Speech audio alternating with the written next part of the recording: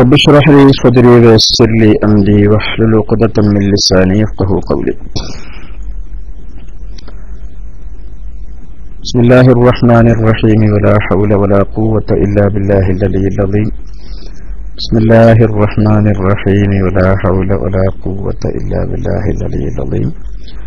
بسم الله الرحمن الرحيم ولا حول ولا قوة إلا بالله العلي العظيم. ഏറ്റവും ബഹുമാനമുള്ള സയ്യിദന്മാരെ, പണ്ഡിതന്മാരെ, എന്നെ ശ്രവിക്കുന്ന ക്ലാസ് റൂമിലെയും നമ്മുടെ റേഡിയോയിലെയും പ്രിയപ്പെട്ട സഹോദരീ സഹോദരന്മാരെ, ഞാൻ അല്പം വൈകിയാണ് എത്തിയത്. ഇതിന്റെ മുമ്പ് ഇവിടെ എന്താണ് നടന്നിരുന്നത് എന്നറിയില്ല. പെട്ടെന്ന് ഞാൻ പൈലക്സ് ഓണായതോടുകൂടി അമീർ സാഹിബ് മൈക്കേല് വന്നതാണ് കണ്ടത്. ലൈവായിരുന്നല്ലേ? അതെ, ഓക്കെ. അപ്പൊ ഞാൻ വൈകിയിട്ടില്ല എന്ന് തോന്നുന്നുണ്ട്. ഇപ്പൊ ഇഷ്യൊക്കെ ലേറ്റ് ആയത് കാരണം നിസ്കാരമൊക്കെ കഴിഞ്ഞ് പള്ളിയിൽ നിന്ന് എത്തുമ്പോഴേക്ക് 9 മണിയാവുകയാണ്. ആയിക്കോട്ടെ. ഏതായിരുന്നാലും ഞാൻ കഴിഞ്ഞ ഒരു ദിവസം ഇസ്രാ മിഅ്റാജിനെ സംബന്ധിച്ചുള്ള ചില നുറുങ്ങ് ചിന്തകൾ ഇവിടെ നിങ്ങളുടെ മുമ്പിൽ വെച്ചിട്ടുണ്ടായിരുന്നു. അന്ന് കുറച്ചുകൂടെ പറയാൻ വിചാരിച്ചത് അന്ന് പറയാൻ സാധിച്ചില്ല. അത് പിന്നൊരിക്കൽ പറയാൻ ഞാൻ അന്ന് പറഞ്ഞതിന്റെ പേരിൽ ഇസ്രാ മിഅ്റാജൊക്കെ കഴിഞ്ഞെങ്കിലും അത് പറയാണ്. പിന്നെ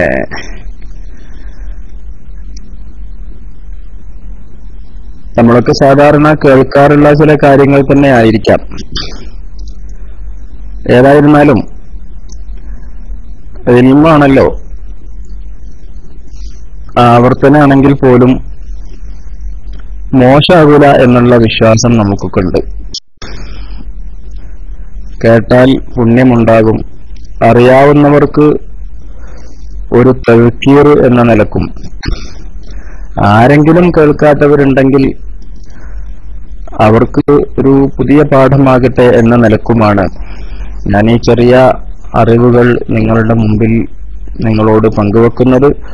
അല്ലാഹു സുബ്ഹാനഹു വ തആല ഇതൊക്കെ നമ്മുടെ പാരത്രിക ലോകത്ത് ഉപകാരം കിട്ടുന്ന അഅ്മാലു സ്വാലിഹാത്തിൽ ഉൾപ്പെടുത്തി നമ്മളിൽ നിന്ന് ഖബൂൽ ചെയ്യട്ടെ. നമ്മുടെ ഈ സംരംഭം കൊണ്ട് ഒരുപാട് ആളുകൾക്ക് ചെറിയ തോതിലെങ്കിലും പരിശുദ്ധമായ ദീനിന്റെ പല വശങ്ങളും എത്തിച്ചു കൊടുക്കാൻ നമ്മുടെ ബഹുമാനപ്പെട്ട ഉസ്താദുമാർക്ക് സാധിക്കുന്നുണ്ട്. പലരും ഇവിടെ നടത്തുന്ന സേവനങ്ങൾ വിലമതിക്കാത്തതാണ്. മഹാന്മാരായ നമ്മുടെ പണ്ഡിതന്മാരൊക്കെ നമ്മുടെ ക്ലാസ് റൂമിനെ വലിയ ഒരു സംരംഭമായി തന്നെ കാണുകയും ആ പ്രാധാന്യത്തോടെ തന്നെ അവരൊക്കെ ഇവിടെ വന്നുകൊണ്ട് വിവിധ വിഷയങ്ങളെ നമുക്ക് അവതരിപ്പിച്ചു തരികയും ചെയ്യുന്നുണ്ട്. തിരക്കുള്ളവരാണ് പലരും. എന്നിട്ട് പോലും ഇതിന്റെ വില മനസ്സിലാക്കിക്കൊണ്ട് തന്നെ അവരൊക്കെ ക്ലാസ് റൂമിനോട് സഹകരിക്കുന്നത് കാണുമ്പോൾ സന്തോഷമുണ്ട്. അല്ലാഹു സുബ്ഹാനഹു വ തആല എല്ലാവർക്കും അർഹമായ പ്രതിഫലം നൽകി അനുഗ്രഹിക്കട്ടെ. വിനീതനെ ഞാൻ പറയാൻ അന്ന് പറയാതെ പോയത്,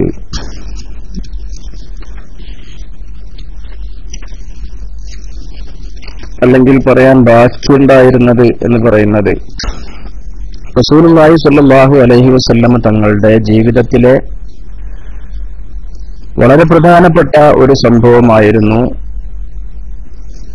ഇസ്രാ മിഅ്റാജ് എന്ന് നമ്മൾ മനസ്സിലാക്കി. ആ യാത്രയുടെ ഉദ്ദേശ്യവും നബി സല്ലല്ലാഹു അലൈഹി വസല്ലം തങ്ങൾ കണ്ടതും അനുഭവിച്ചതുമായ പല കാര്യങ്ങളും അന്ന് ഇവിടെ പറഞ്ഞിട്ടുണ്ടായിരുന്നു. പിറ്റേ ദിവസം ബഹുമാനപ്പെട്ട അബ്ദുൽ മജീദ് ദാരിമിയും വളരെ വിലപ്പെട്ട ചില അറിവുകൾ നിങ്ങളുടെ മുമ്പിൽ അത് സംബന്ധമായി പങ്കുവെക്കുകയുണ്ടായി എന്നറിയാൻ സാധിച്ചു. ഞാനന്ന് പറയാൻ ബാക്കിയുണ്ടായിരുന്ന ചില അനുഭവങ്ങളുടെ, നബി സല്ലല്ലാഹു അലൈഹി വസല്ലം തങ്ങൾ കണ്ട ചില സംഭവങ്ങളുടെ വിശദാംശങ്ങൾ മാത്രമാണ് പറയാൻ ആഗ്രഹിക്കുന്നത്. ഇസ്രാ മിഅ്റാജ് അടുത്തപ്പോ നമ്മൾ പല തരത്തിലുള്ള വീഡിയോ ഓഡിയോ ക്ലിപ്പുകളൊക്കെ ഫേസ്ബുക്കിലും വാട്സപ്പിലും ഒക്കെ കാണുകയുണ്ടായി. നിങ്ങളിൽ പല ആളുകളും അത് കണ്ടിട്ടുണ്ടാകും, അറിഞ്ഞിട്ടുണ്ടാകുമെന്ന് ഞാൻ മനസ്സിലാക്കുന്നു. സലഫി വിഭാഗത്തിന്റെ അല്ലെങ്കിൽ വഹാബി പ്രസ്ഥാനത്തിന്റെ വളരെ പ്രമുഖരായ പല പണ്ഡിതന്മാരും അതിൽ സംസാരിക്കുന്നതായി കേൾക്കാൻ സാധിച്ചു.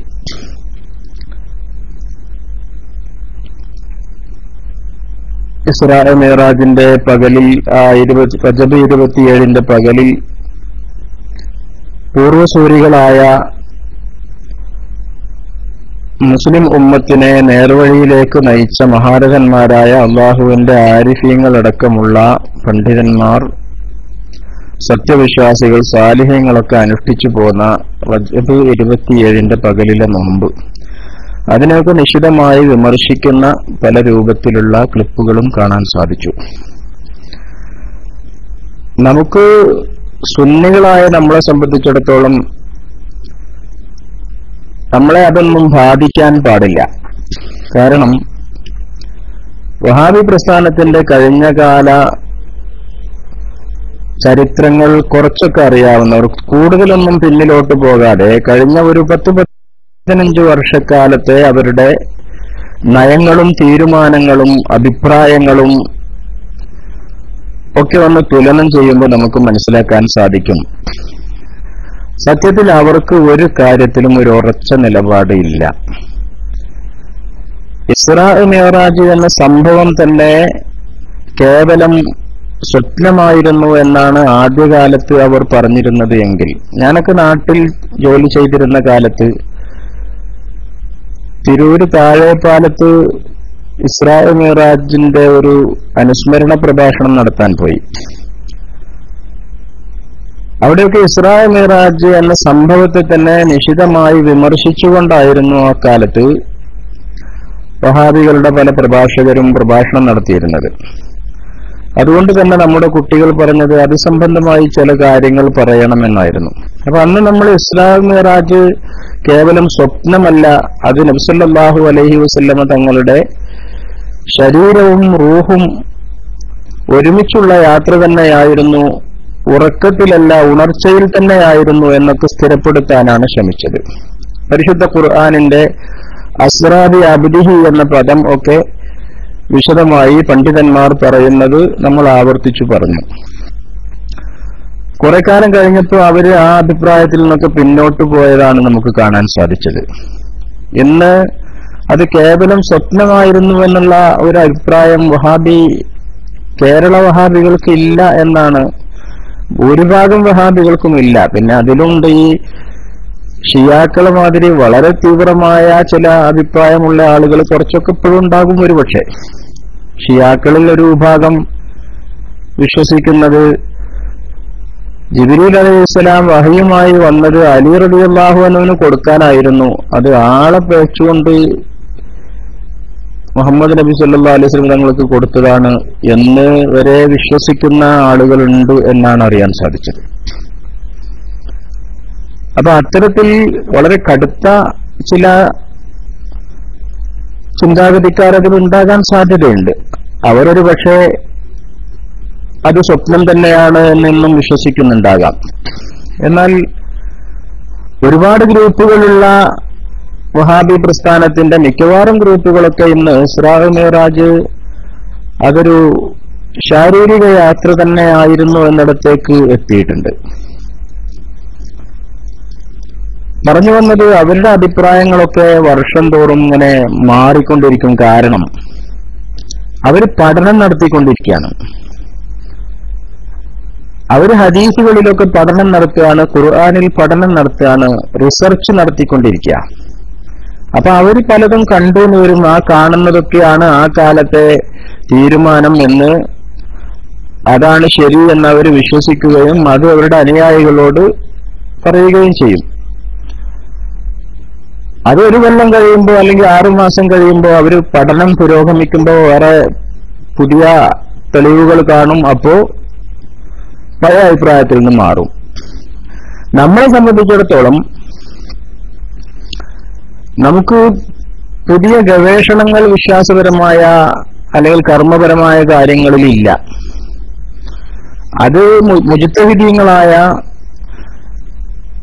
അഖീദയുടെ ഇമാമിയങ്ങളും അതുപോലെ തന്നെ മുജ്തഹിദുകളായ കർമ്മശാസ്ത്ര പണ്ഡിതന്മാർ അല്ലെങ്കിൽ മദാഹിബുൽ അർബഅത്തിന്റെ അയിമ്മത്ത് നമുക്ക് വിശദീകരിച്ചു തന്നിട്ടുണ്ട്. നമ്മൾ അവരുടെ ഗ്രന്ഥങ്ങളിൽ രേഖപ്പെടുത്തിയ കാര്യങ്ങൾ അത് മാത്രമാണ് നമ്മൾ സ്വീകരിക്കുന്നത്. പുതിയ ഗവേഷണങ്ങൾ നമ്മൾ നടത്തുന്നില്ല. അതുകൊണ്ട് അവർ എടുത്ത തീരുമാനം അത് തന്നെയാണ്. അതിന് വേറെ ദലീലുകൾ ഇല്ലാത്തിടത്തോളം കാലം അത് തന്നെയാണ് സത്യം, അത് തന്നെയാണ് ഇസ്ലാമിന്റെ നിയമങ്ങൾ എന്നാണ് നമ്മൾ മനസ്സിലാക്കുന്നത്. ഇസ്രാഉം മിഅ്റാജും റസൂലുള്ളാഹി സ്വല്ലല്ലാഹു അലൈഹി വസല്ലം തങ്ങളുടെ ഉണർച്ചയിൽ തന്നെ ശരീരത്തോടെ റൂഹോടെ നടത്തിയ ഒരു യാത്രയായിരുന്നു എന്നതാണ് പൂർവ്വകാല മുഫസ്സിരീങ്ങളൊക്കെ പറഞ്ഞു തന്നിട്ടുള്ളത്. നമ്മൾ പണ്ടും അതാണ് പറഞ്ഞത്, ഇപ്പോഴും അതാണ് പറയുന്നത്, ഇനിയും നമുക്ക് പറയാനുള്ളത് അത് തന്നെയാണ്. അതുപോലെ തന്നെയാണ് നോമ്പിന്റെ കാര്യവും. നമ്മൾ പണ്ടും പറഞ്ഞു അങ്ങനെ ഒരു നോമ്പ് സുന്നത്തുണ്ട്. അതിന് ഉള്ള ഹദീസുകൾ അത്ര പ്രബലമായ ഹദീസുകളൊന്നുമല്ല. ഫളായിലുൽ അഅ്മാലിൽ ഹദീസുകൾ പ്രബലമായിക്കൊള്ളണം എന്നില്ല. സഹീഹായ ഹദീസ് കൊണ്ട് മാത്രമല്ല അമലുകൾ ചെയ്യാറുള്ളത്, അതിന്റെ ഫളായിലിനെ പറയാറുള്ളത്. അതിന് ചില നിബന്ധനകളൊക്കെ ഒത്ത ദഈഫായ ഹദീസും ഒക്കെ ഫളായിലുൽ അഅ്മാലിൽ മതിയാകുന്നതാണ് എന്ന് നമ്മൾ പണ്ടും പറയുന്നു, ഇപ്പോഴും പറയുന്നു, ഇനിയും നമുക്ക് പറയാൻ ഉള്ളത് അത് തന്നെയാണ്. സുന്നത്ത് നോമ്പിനെ സംബന്ധിച്ച് നമ്മുടെ ചില കർമ്മശാസ്ത്ര പണ്ഡിതന്മാരും അതിലേറെ മഹാനായ ഇമാം ഗസ്സാലി റഹ്മത്തുള്ളാഹി അലൈഹി തങ്ങളുമൊക്കെ അങ്ങനെ ഒരു നോമ്പിനെ വളരെ പ്രാധാന്യപൂർവ്വം അവതരിപ്പിച്ചിട്ടുണ്ട്.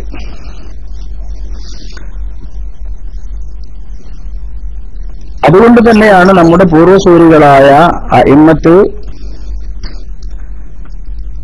അങ്ങനെ ഒരു നോമ്പിനെ അനുഷ്ഠിച്ചു പോന്നത്.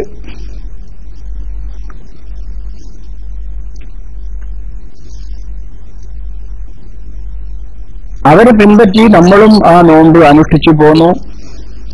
ഒരുപക്ഷെ പല ആളുകൾക്കും അതിന്റെ തെളിവൊന്നും നേരത്തെ എവിടെയാണ് ഇസ്രാ മിഅ്റാജിന്റെ നോമ്പിന് തെളിവ് എന്ന് ചോദിച്ചാൽ പെട്ടെന്ന് അങ്ങനെ ഉത്തരം നൽകാനൊന്നും സാധിച്ചോളണം എന്നില്ല. എന്നാൽ സത്യത്തിൽ അതിനെക്കുറിച്ച് കൂടുതൽ കിതാബുകൾ പരിശോധിക്കുമ്പോൾ വ്യക്തമായ തെളിവുകൾ തന്നെ നമുക്ക് കാണാൻ സാധിക്കുന്നു. മഹാനായ ഇമാം ഗസ്സാലി റഹ്മത്തുള്ളാഹി അലൈഹി തന്റെ ഇഹ്യാ ഉലൂമുദ്ദീൻ എന്ന കിതാബിൽ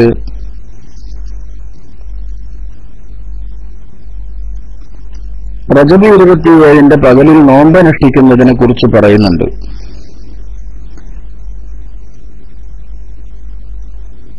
രാത്രിയിലുള്ള ഒരു നിസ്കാരത്തെ കുറിച്ച് പറഞ്ഞ ശേഷം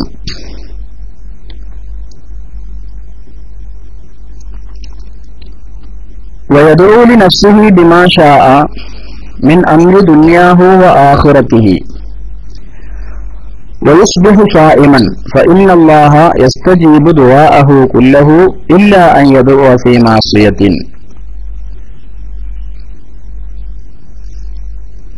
അവന് വേണ്ടി അവൻ ദുആ ചെയ്യണം, അവൻ ഉദ്ദേശിച്ച കാര്യങ്ങൾക്കൊക്കെ വേണ്ടി ദുആ ചെയ്യണം, ഭൗതികവും പാരത്രികവുമായ കാര്യങ്ങൾക്ക് ദുആ ചെയ്യണം. എന്നിട്ട് വയുസ്ബിഹു സായിമൻ 27 പകലിൽ അവൻ നോമ്പുകാരനായി ആയിരിക്കുകയും വേണം, അഥവാ പകലിൽ നോമ്പനുഷ്ഠിക്കുകയും വേണം. ഫഇന്നല്ലാഹ, അങ്ങനെ രാത്രി ദുആ ചെയ്ത് പകലിൽ നോമ്പനുഷ്ഠിച്ചാൽ നിശ്ചയം അല്ലാഹു സുബ്ഹാനഹു വ തആല യസ്തജീബു ദുആഅഹു, അവന്റെ ദുആഇന് ഉത്തരം നൽകുന്നതാണ്. കുല്ലഹു അതിന് മുഴുവനും ഇല്ല അൻ യദുഅ ഫീ മാസിയത്തിൻ എന്തെങ്കിലും മാസിയത്തിന് ദുആ ചെയ്താൽ ഒഴികെ, തെറ്റായ കാര്യങ്ങൾ സാധ്യമാകാൻ വേണ്ടി ദുആ ചെയ്താൽ ഒഴികെ, അനുവദിക്കപ്പെട്ട എന്തു കാര്യത്തിനു വേണ്ടി ദുആ ചെയ്താലും അല്ലാഹു സുബ്ഹാനഹു വ തആല അതിന് ഉത്തരം നൽകുന്നതാണ് എന്ന് മഹാനായ ഇമാമുന ഗസ്സാലി റഹ്മത്തുള്ളാഹി അലൈഹി തങ്ങൾ പറയുന്നു. സുന്നികളെ സംബന്ധിച്ചിടത്തോളം ഒരു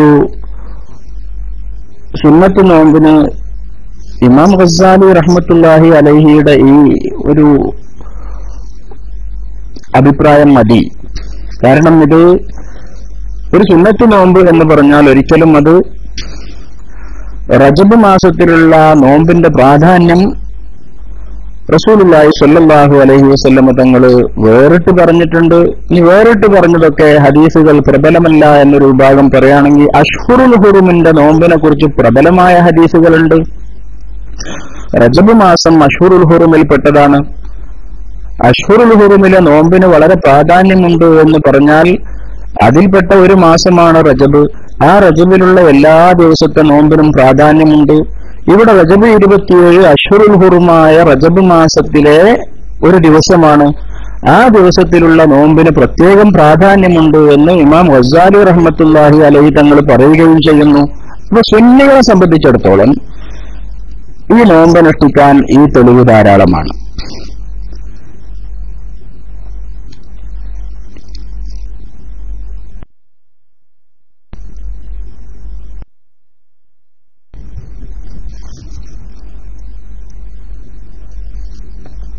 പിന്നെ എതിർക്കുന്ന വഹാബികളും മറ്റും അവർക്ക് നമ്മൾ നേരത്തെ പറഞ്ഞതുപോലെ ഒരു ഖണ്ഡിതമായ തീരുമാനം ഒരു വിഷയത്തിലും കൈക്കൊള്ളാൻ ഇന്നേവരെ സാധിച്ചിട്ടില്ല.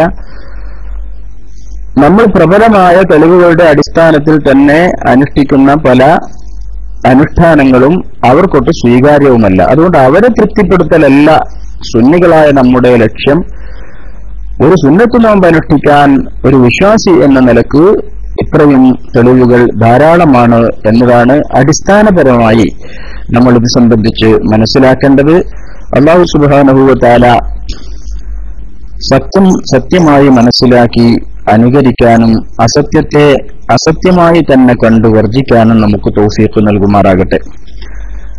ഞാൻ കഴിഞ്ഞ ദിവസം പറയാൻ ബാക്കി വെച്ച ചില കാര്യങ്ങളിലേക്ക് നിങ്ങളുടെ ശ്രദ്ധ ക്ഷണിക്കുകയാണ്. റസൂലുള്ളാഹി സ്വല്ലല്ലാഹു അലൈഹി വസല്ലം തങ്ങൾ അന്ന് വ്യഭിചാരികളുടെ ശിക്ഷയെക്കുറിച്ച് നമുക്ക് ആ യാത്രയ്ക്ക് ശേഷം വിശദീകരിച്ചു തരികയുണ്ടായി.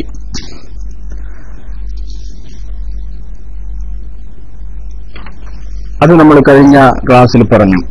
ആ ഹദീസിന്റെ ബാക്കി ഇമാം ഹാക്കിം എന്നവർ അവിടുത്തെ മുസ്തദ്റക്കിൽ റിപ്പോർട്ട് ചെയ്യുന്നു. മഹാനായ അബൂ ഉമാമ അൽ ബാഹിലി റളിയല്ലാഹു അൻഹു എന്നവരെ തൊട്ട് നബി സല്ലല്ലാഹു അലൈഹി വസല്ലം തങ്ങൾ പറഞ്ഞു, എന്നെ ഇസ്രാ നടത്തിയ രാത്രിയിൽ എന്റെ കൂടെ ഉണ്ടായിരുന്ന മലക്കുകൾ എന്നെ കൊണ്ടുപോയി അങ്ങനെ ഒരു മലയുടെ മുകളിലേക്ക് കയറാൻ ആവശ്യപ്പെട്ടു. ഫഖാലി ഇസ്അദ്,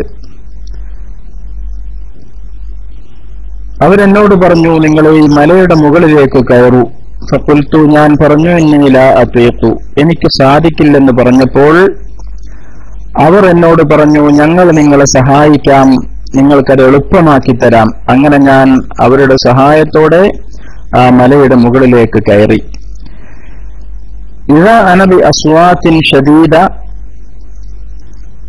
അപ്പോൾ എനിക്ക് ശക്തമായ എന്തോ ശബ്ദങ്ങൾ കേൾക്കാൻ സാധിച്ചു. ഖുൽതു, ഞാൻ അവരോട് ചോദിച്ചു, മാ ഹാദിഹിൽ അസ്വാത്ത്, എന്താണ് ഈ ശബ്ദം, ആരുടേതാണ് ഈ ശബ്ദം എന്ന് ചോദിച്ചപ്പോ ഖാലു, ആ മലക്കുകൾ എന്നോട് പറഞ്ഞു, ഹാദിഹി ഹുവ അവാഉ അഹ്ലിന്നാർ, ഇത് നരകാവകാശികളായ ആളുകളുടെ ദീനരോധനമാകുന്നു എന്ന് ആ മലക്കുകൾ എന്നോട് പറയുകയുണ്ടായി. അപ്പൊ നരകത്തിൽ അല്ലാഹു സുബ്ഹാനഹു വ തആല ശിക്ഷിക്കാൻ ഉദ്ദേശിക്കുന്ന ആളുകളുടെ നരകാവകാശികളായ ആളുകളുടെ ശിക്ഷയുടെ ഒരു രൂപം നബി സല്ലല്ലാഹു അലൈഹി വസല്ലം തങ്ങൾക്കന്ന് കാണിക്കപ്പെട്ടതായിരുന്നു.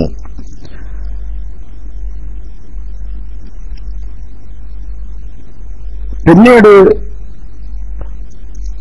ثم انطلق بي فإذا بقوم معلقين بأراقيبهم مشققة أشداقهم تسيل أشداقهم دما. പിന്നെ കുറെ ആളുകളെ എനിക്ക് കാണിക്കപ്പെട്ടു.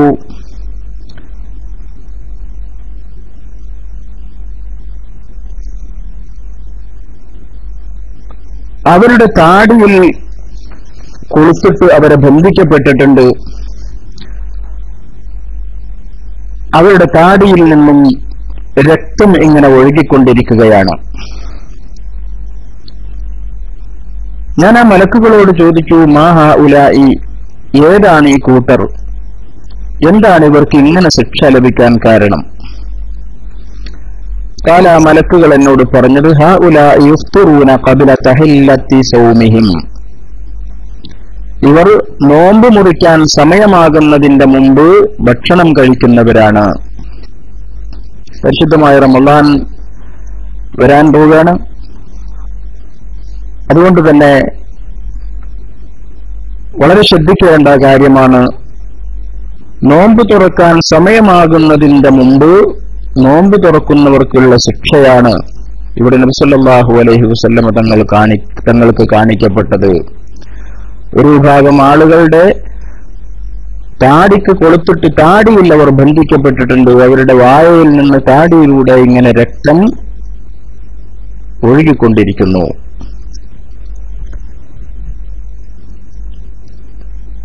അവിടുന്ന് വീണ്ടും ഞങ്ങൾ യാത്ര തുടർന്നു. ثم انطلقا بي فإذا بقوم أشد شيء انتفاخا وأنتنه ريحا وأسوأه منظرا.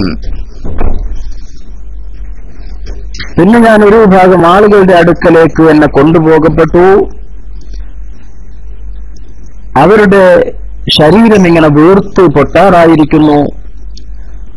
വഅൻതനുഹു റീഹൻ, വളരെ അസഹ്യമായ ദുർഗന്ധം അവരിൽ നിന്ന് അടിച്ചു വീശുന്നു. വഅസ്വഉ മൻദറൻ, ഏറ്റവും വികൃതമായ രൂപമാണ് എനിക്ക് അവരിൽ കാണാൻ സാധിച്ചത്. ഞാൻ അവരോട്, മലക്കുകളോട് ചോദിച്ചു, മൻ ഹഉലാഇ, ആരാണ് ഈ കൂട്ടരെന്ന് ചോദിച്ചപ്പോ അവർ എന്നോട് പറഞ്ഞത്, ഹഉലാഇ സ്സാനൂന വസ്സവാനി, ഇത് വ്യഭിചാരികളും വ്യഭിചാരിണികളുമാണ്. വീർത്തുപൊട്ടാറായ ശരീരവും അസഹ്യമായ ദുർഗന്ധവും വളരെ മോശമായ രൂപത്തിലുള്ള ശരീരപ്രകൃതിയും ഉള്ള, കാണാൻ വികൃതമായി തോന്നുന്ന രൂപത്തിലുള്ള കുറെ ആളുകൾ, വ്യഭിചാരികളും വ്യഭിചാരിണികളുമായ ആളുകൾക്ക് അല്ലാഹു സുബ്ഹാനഹു വ തആല നൽകാനിരിക്കുന്ന ശിക്ഷ ഇങ്ങനെയാണ് എന്നെ പഠിപ്പിക്കുകയായിരുന്നു.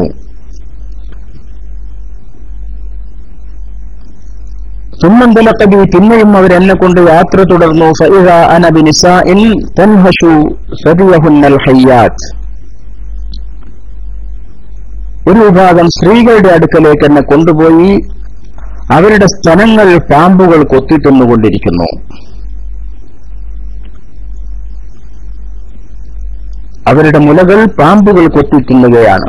ഫഖുൽതു, അത് കണ്ടപ്പോൾ ഞാൻ ആ മലക്കുകളോട് ചോദിച്ചു, മാ ബാലു ഹഉലാഇ, എന്താണ് ഈ പെണ്ണുങ്ങളുടെ അവസ്ഥ, എന്താണ് ഇവർ ഇങ്ങനെ ശിക്ഷിക്കപ്പെടാൻ കാരണം?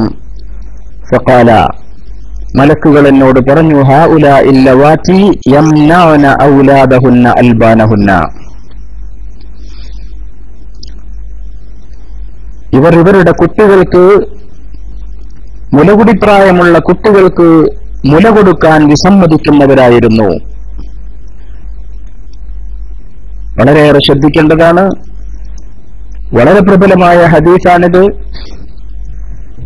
ഇസ്രാ മിഅ്റാജിന്റെ രാത്രിയിൽ നബി സല്ലല്ലാഹു അലൈഹി വസല്ലം തങ്ങൾക്ക് കാണിക്കപ്പെട്ട വ്യത്യസ്തങ്ങളായ സംഭവങ്ങളിൽ ഈ ഉമ്മത്തിന് പഠിക്കാനുള്ള, ഒരുപാട് കാര്യങ്ങൾ റസൂലുള്ളാഹി സ്വല്ലല്ലാഹു അലൈഹി വസല്ലമ തങ്ങൾക്ക് കാണിക്കപ്പെടുകയും റസൂലുള്ളാഹി സ്വല്ലല്ലാഹു അലൈഹി വസല്ലമ തങ്ങൾ അത് ഉമ്മത്തിന് വിശദീകരിച്ചു തരികയുമുണ്ടായി.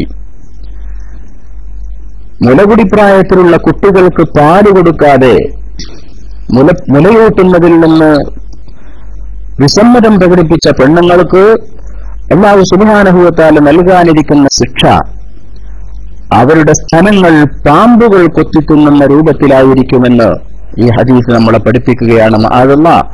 അല്ലാഹു നമ്മുടെ സഹോദരിമാരെ കാത്തുരക്ഷിക്കട്ടെ. സൗന്ദര്യം നഷ്ടപ്പെടുമെന്ന പേരിൽ തന്റെ കുഞ്ഞിനെ മുലയൂട്ടാൻ മടിക്കുന്ന പെൺകുട്ടികൾ, അതോടൊപ്പം തന്നെ ജോലിയുടെയും മറ്റും പേരിലും കുട്ടികൾക്ക് മുലയൂട്ടാതെ അതിൽ നിന്ന് കുട്ടികളുടെ അവകാശം തടയുന്ന നമ്മുടെ സഹോദരിമാർ 2 വർഷം മുല കുടിക്കുക എന്നുള്ളതൊരു കുട്ടിയുടെ അവകാശമാണ്. ആ അവകാശത്തിൽ നിന്ന് ആ കുട്ടികളെ തടയുന്ന ഉമ്മമാർ എന്തിന്റെ പേരിലായാലും അവരുടെ ശിക്ഷ എങ്ങനെയൊക്കെയാണ് എന്ന് ഹബീബായ റസൂലുള്ളാഹി സ്വല്ലല്ലാഹു അലൈഹി വസല്ലം തങ്ങൾ നമുക്ക് പഠിപ്പിച്ചു തരുന്നു.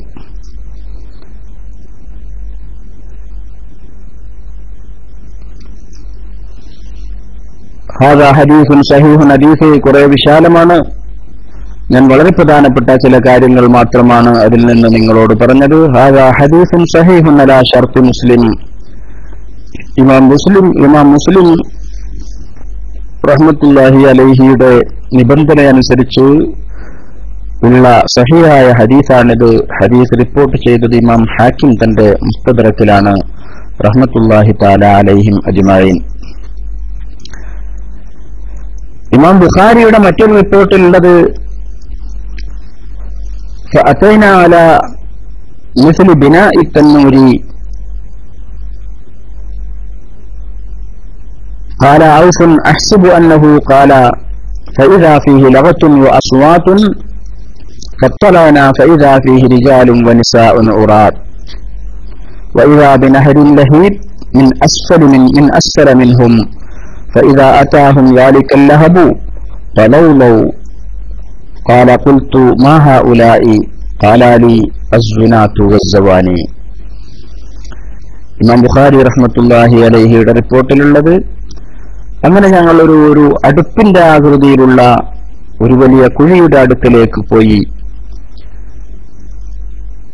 ആ കുഴിയിൽ നിന്നും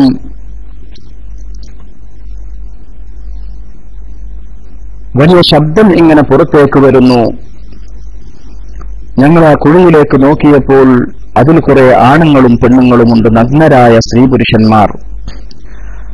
അതിന്റെ താഴ്ഭാഗത്തുകൂടെ കത്തിയാളുന്ന തീ ഇങ്ങനെ ഒഴുകിക്കൊണ്ടിരിക്കുകയാണ്. വഇദാ ബിനഹരിൽ ലഹീബ്, അഗ്നിപർവ്വതവും മറ്റും പൊട്ടിയൊഴുകുന്നത് നമ്മൾ ക്ലിപ്പിലൂടെ കണ്ടിട്ടുണ്ട്. അതൊക്കെ കാണുമ്പോ റസൂലുള്ളാഹി സ്വല്ലല്ലാഹു അലൈഹി വസല്ലമ തങ്ങൾ ഈ പറഞ്ഞതിന്റെ കൃത്യമായ രൂപം ഇങ്ങനെ മനസ്സിലാവുകയാണ്. എങ്ങനെയാണ് ഇങ്ങനെ തീയിന്റെ നദി എന്നാണ് പറഞ്ഞത്.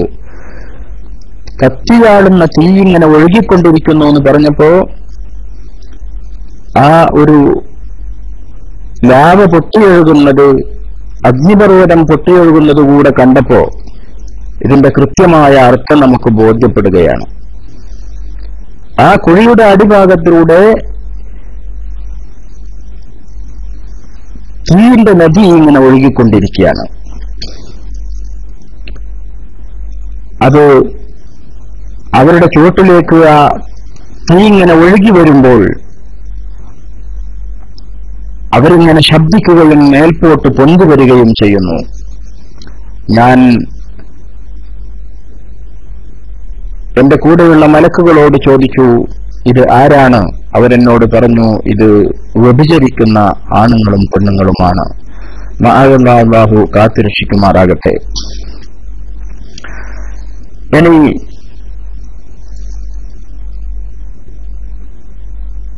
മഹാനായ അനസ് റളിയല്ലാഹു അൻഹുവിൽ നിന്നും ഇബ്നു ഹിബ്ബാൻ റിപ്പോർട്ട് ചെയ്യുന്ന ഒരു റിപ്പോർട്ടിൽ നബി സല്ലല്ലാഹു അലൈഹി വസല്ലം തങ്ങൾ പറഞ്ഞു, എന്നെ ഇസ്രാ നടത്തിയ രാത്രിയിൽ എനിക്കൊരു ഭാഗം ആളുകളെ കാണിക്കപ്പെട്ടു. തുഖ്രിബു അൽസിനതഹും ബിമഖാരില മിൻ നാർ ഔ ഖാല മിൻ ഹദീദ്. അവർ അവരുടെ നാവുകൾ ഇരുമ്പിന്റെ കൊളുത്തുകൾ കൊണ്ട് അല്ലെങ്കിൽ നരകത്തിൽ നിന്നുള്ള കൊളുത്തുകൾ കൊണ്ട്, റാവി ഷക്ക് പറഞ്ഞിട്ടുണ്ട്, ഒന്നുകിൽ മഖാരില മിൻ നാർ എന്നാണ്, അല്ലെങ്കിൽ മഖാരില മിൻ ഹദീദ് എന്നാണ്. നരകം കൊണ്ടുള്ള കൊളുത്ത് അല്ലെങ്കിൽ ഇരുമ്പിന്റെ കൊളുത്തുകൾ കൊണ്ട് അവർ അവരുടെ നാവിനെ ഇങ്ങനെ മാന്തി പുലർത്തുന്നു. ഞാൻ അവരോട് ചോദിച്ചു, മൻ ഹൗലായി, ആരാണ് വിഭാഗം എന്ന് ചോദിച്ചപ്പോ ജിബ്രീൽ അലൈഹിസ്സലാം എന്നോട് പറഞ്ഞു, ഖുതബാഉ മിൻ ഉമ്മത്തിക, ഇത് അങ്ങയുടെ സമൂഹത്തിലുള്ള ചില പ്രസംഗകരാണ് റസൂലേ എന്ന് എന്നോട് ജിബ്രീൽ അലൈഹിസ്സലാം മറുപടി പറഞ്ഞു. ഫിത്ന പ്രസംഗിക്കുന്ന ആളുകളാണ്, ആളുകൾക്കിടയിൽ കുഴപ്പമുണ്ടാക്കാൻ പ്രേരിപ്പിക്കുന്ന രൂപത്തിൽ പ്രസംഗിക്കുന്ന ആളുകൾ, അവരുടെ ശിക്ഷയാണ് ഈ നൽകിക്കൊണ്ടിരിക്കുന്നത് എന്ന് ജിബ്രീൽ അലൈഹിസ്സലാം പറഞ്ഞതായി റസൂലുള്ളാഹി സ്വല്ലല്ലാഹു അലൈഹി വസല്ലം തങ്ങൾ നമുക്ക് വിശദീകരിച്ചു തരുന്നു. ഖുതബാഉ മിൻ ഉമ്മത്തിക ഉമറൂന അന്നാസ ബിൽ ബിർരി വയൻസൗന അൻഫുസഹും വഹും യത്ലൂനൽ കിതാബ അഫലാ യഖിലൂൻ.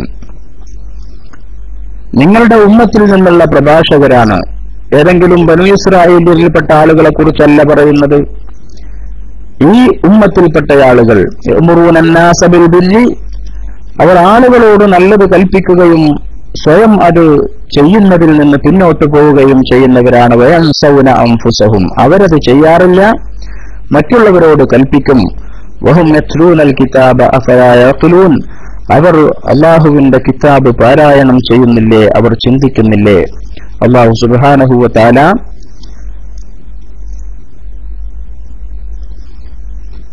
പരിശുദ്ധ ഖുർആനിൽ പറഞ്ഞ, അല്ലാഹു സുബ്ഹാനഹു വ തആല ഏറ്റവും വെറുക്കുന്ന ഒരു വിഭാഗം മറ്റുള്ളവരോട് നല്ലത് കൽപ്പിക്കുകയും സ്വയം അത് ചെയ്യാതിരിക്കുകയും ചെയ്യുന്നവരാണ് എന്ന് പറഞ്ഞു.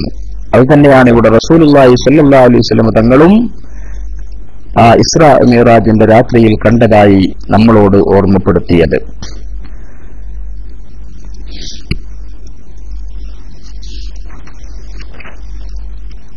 ആ യാത്രയിൽ റസൂലുള്ളാഹി സ്വല്ലല്ലാഹു അലൈഹി വസല്ലം തങ്ങൾ ദജ്ജാലിനെയും അതുപോലെ നരകത്തെയും ഒക്കെ കണ്ടു എന്നും ഇമാം ബുഖാരി റളിയല്ലാഹു അൻഹുവിന്റെ റിപ്പോർട്ടിൽ നമുക്ക് കാണാൻ സാധിക്കും. ഫന്തലഖനാ ഫഅതൈനാ അലാ റജുലിൻ കരീഹിൽ മിർആത്ത് കഅക്റഹി മാ അൻ തറാഹിൻ റജുലൻ ഫഇദാ ഇൻദഹു നാറുൻ യഹ്ഷുഹാ വയസ്ആ ഹൗലഹാ. ആ രാത്രിയിൽ ഞാൻ കണ്ടതിൽ വെച്ച് ഏറ്റവും വികൃതമായ രൂപമുള്ള ഒരു മനുഷ്യനെ എനിക്ക് കാണാൻ സാധിച്ചു, ഒരു വ്യക്തിയെ എനിക്ക് കാണാൻ സാധിച്ചു.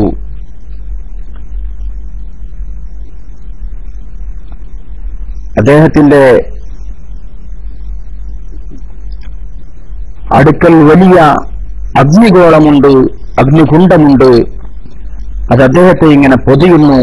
എന്നിട്ടും അദ്ദേഹം അതിന്റെ ചുറ്റും ഇങ്ങനെ നടക്കുകയാണ്. ആ അഗ്നികുണ്ഡത്തിന്റെ ചുറ്റും അദ്ദേഹം ഇങ്ങനെ നടക്കുന്നു.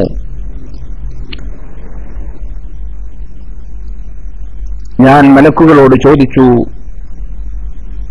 മാഹാഗ, ആരാണ് ഈ വ്യക്തി എന്ന് ചോദിച്ചപ്പോ ഖാല,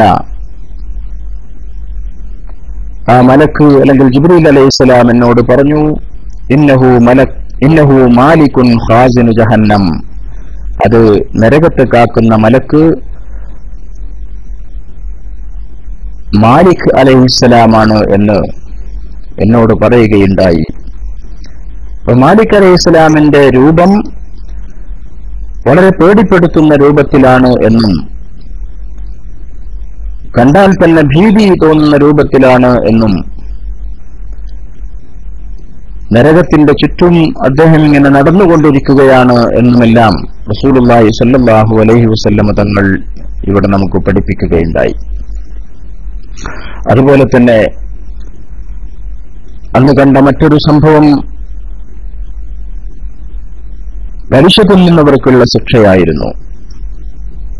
عن أبي رجاء عن سمرة رضي الله عنهما قال النبي صلى الله عليه وسلم رأيت ليلة أسري بي رجلا في نهر يلقم الحجارة فسألت من هذا فقيل هذا آكل الربا. ഒരു നദിയിൽ മറ്റൊരു റിപ്പോർട്ടിൽ റിവായത്തിൽ കാണാൻ സാധിക്കും, രക്തം കൊണ്ടുള്ള ഒരു പുഴ, ഒരു രക്തത്തിന്റെ പുഴ. ആ പുഴയിൽ ഒരു മനുഷ്യൻ ഇങ്ങനെ നീന്തിക്കൊണ്ടിരിക്കുന്നു. അദ്ദേഹം ഒരു കല്ലിങ്ങനെ കടിച്ചു പിടിച്ചിട്ടുണ്ട്. ഞാൻ ചോദിച്ചു, ആരാണിത്? എന്നോട് പറയപ്പെട്ടു, ഇത് പലിശ തിന്നുന്നവനാകുന്നു.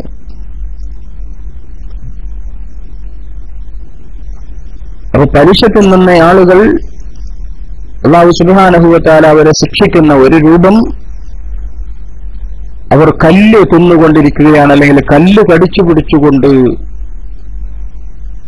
ഒരു പുഴയിൽ, ഒരു റിവായത്ത് പ്രകാരം രക്തത്തിന്റെ പുഴയിൽ ഇങ്ങനെ നീന്തിക്കൊണ്ടിരിക്കുകയാണ്. കരക്കെടുക്കാൻ സാധിക്കാത്ത രൂപത്തിൽ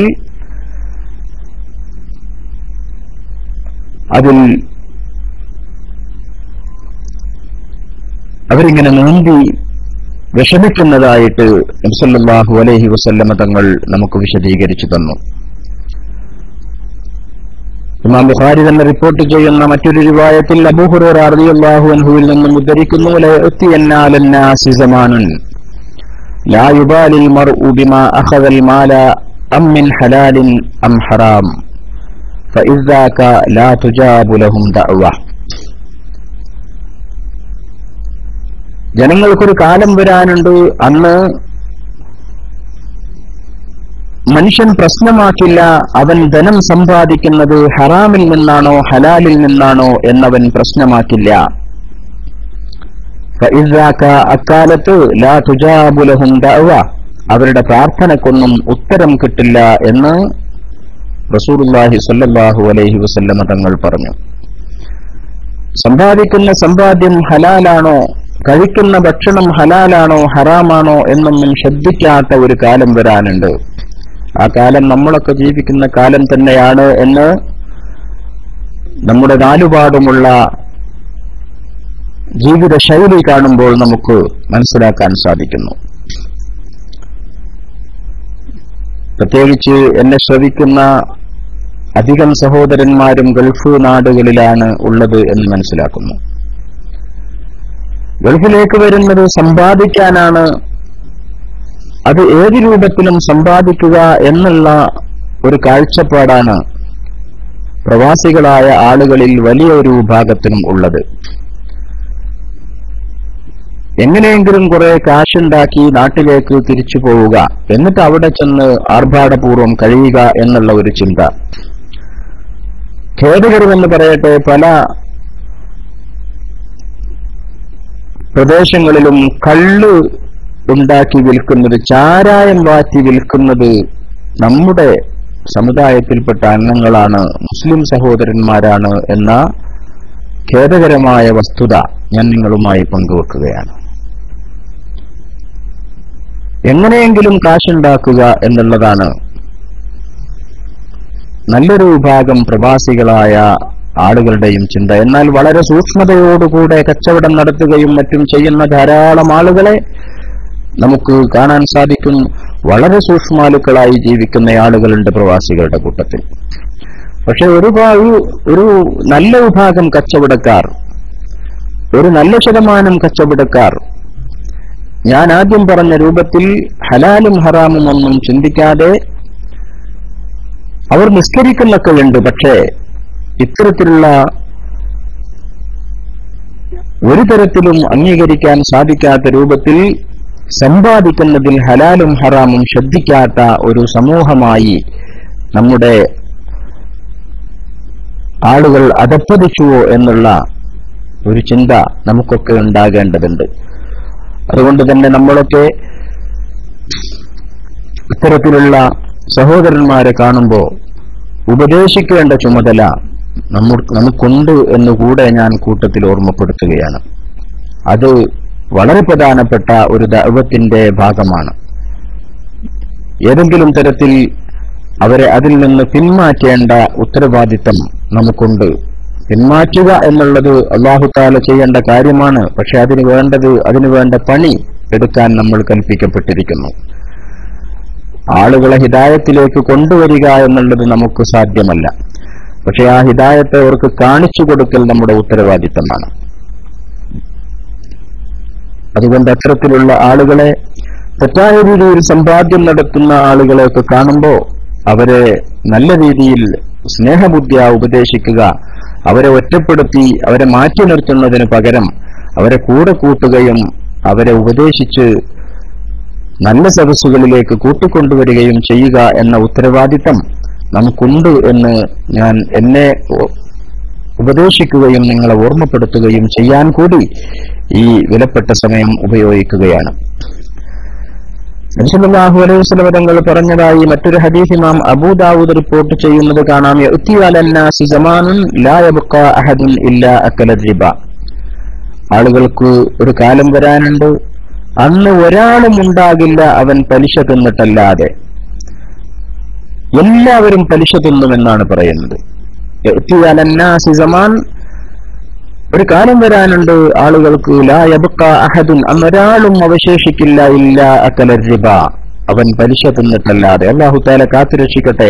നമ്മുടെ കാലത്തെക്കുറിച്ചല്ലാതെ പിന്നെ ഏത് കാലത്തെക്കുറിച്ചാണ് ഹബീബായ റസൂൽ സല്ലല്ലാഹു അലൈഹി വസല്ലം തങ്ങൾ ഈ പറഞ്ഞത്? വമൻ ലം യഅകുൽഹു, അവനത് തിന്നുന്നില്ലെങ്കിൽ, അസാബഹു മിൻ ഗുബാരിഹി, അതിന്റെ പൊടിപടലങ്ങളെങ്കിലും അവൻ എത്താതിരിക്കില്ല എന്നാണ്. അവൻ തിന്നില്ല എന്ന് വിചാരിച്ചു മാറി നിന്നാലും അതിന്റെ പൊടിപടലങ്ങൾ അവൻ എത്താതിരിക്കില്ല. അങ്ങനെ ഒരു കാലം വരാനുണ്ട് എന്ന്. ബാങ്കുമായി ബന്ധപ്പെടാത്ത രൂപത്തിലുള്ള പ്രവർത്തനങ്ങൾ, ക്രയവിക്രയങ്ങൾ സാധ്യമാകാത്ത ഒരു കാലത്താണ് നമ്മളൊക്കെ ഉള്ളത്.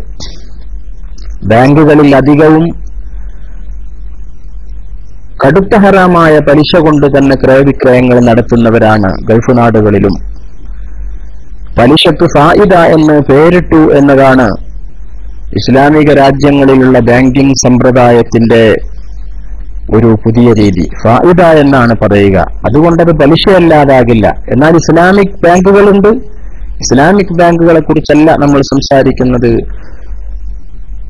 ഇവിടെ ഇസ്ലാമിക് ബാങ്ക് എന്ന് പറയുന്നത് ആദ്യം ഉണ്ടായിരുന്നത് ഒരൊറ്റ ബാങ്കാണ്, ഇസ്ലാമിക് ബാങ്ക്. പിന്നെ ഇപ്പൊ മിക്കവാറും ബാങ്കുകളിലൊക്കെ ഇസ്ലാമിക് സെക്ഷൻ ആരംഭിച്ചിട്ടുണ്ട്. മിക്കവാറും ബാങ്കുകളിലൊക്കെ ഇസ്ലാമിക് ബാങ്കിംഗ് വ്യാപകമായി കൊണ്ടിരിക്കുകയാണ്. പക്ഷേ ആ ബാങ്കുകളിലൊക്കെ കൂടുതൽ പലിശ കിട്ടുന്ന രൂപത്തിൽ, കൂടുതൽ ഫായിദ കിട്ടുന്ന രൂപത്തിലുള്ളത് പഴയ രീതി തന്നെയാണ്, അഥവാ ഹറാമായ രീതി തന്നെയാണ്. അതുകൊണ്ട് അല്ലാഹുവിനെ പേടിയുള്ള കുറച്ചാളുകൾ മാത്രമാണ് ഇപ്പോഴും ഇസ്ലാമിക് ബാങ്കിലേക്ക് അടുത്തുകൊണ്ടിരിക്കുന്നത്. അതിന്റെ കൂടുതൽ സാധ്യതകൾ ഇന്ന് വർദ്ധിച്ചുകൊണ്ടിരിക്കുകയാണ്.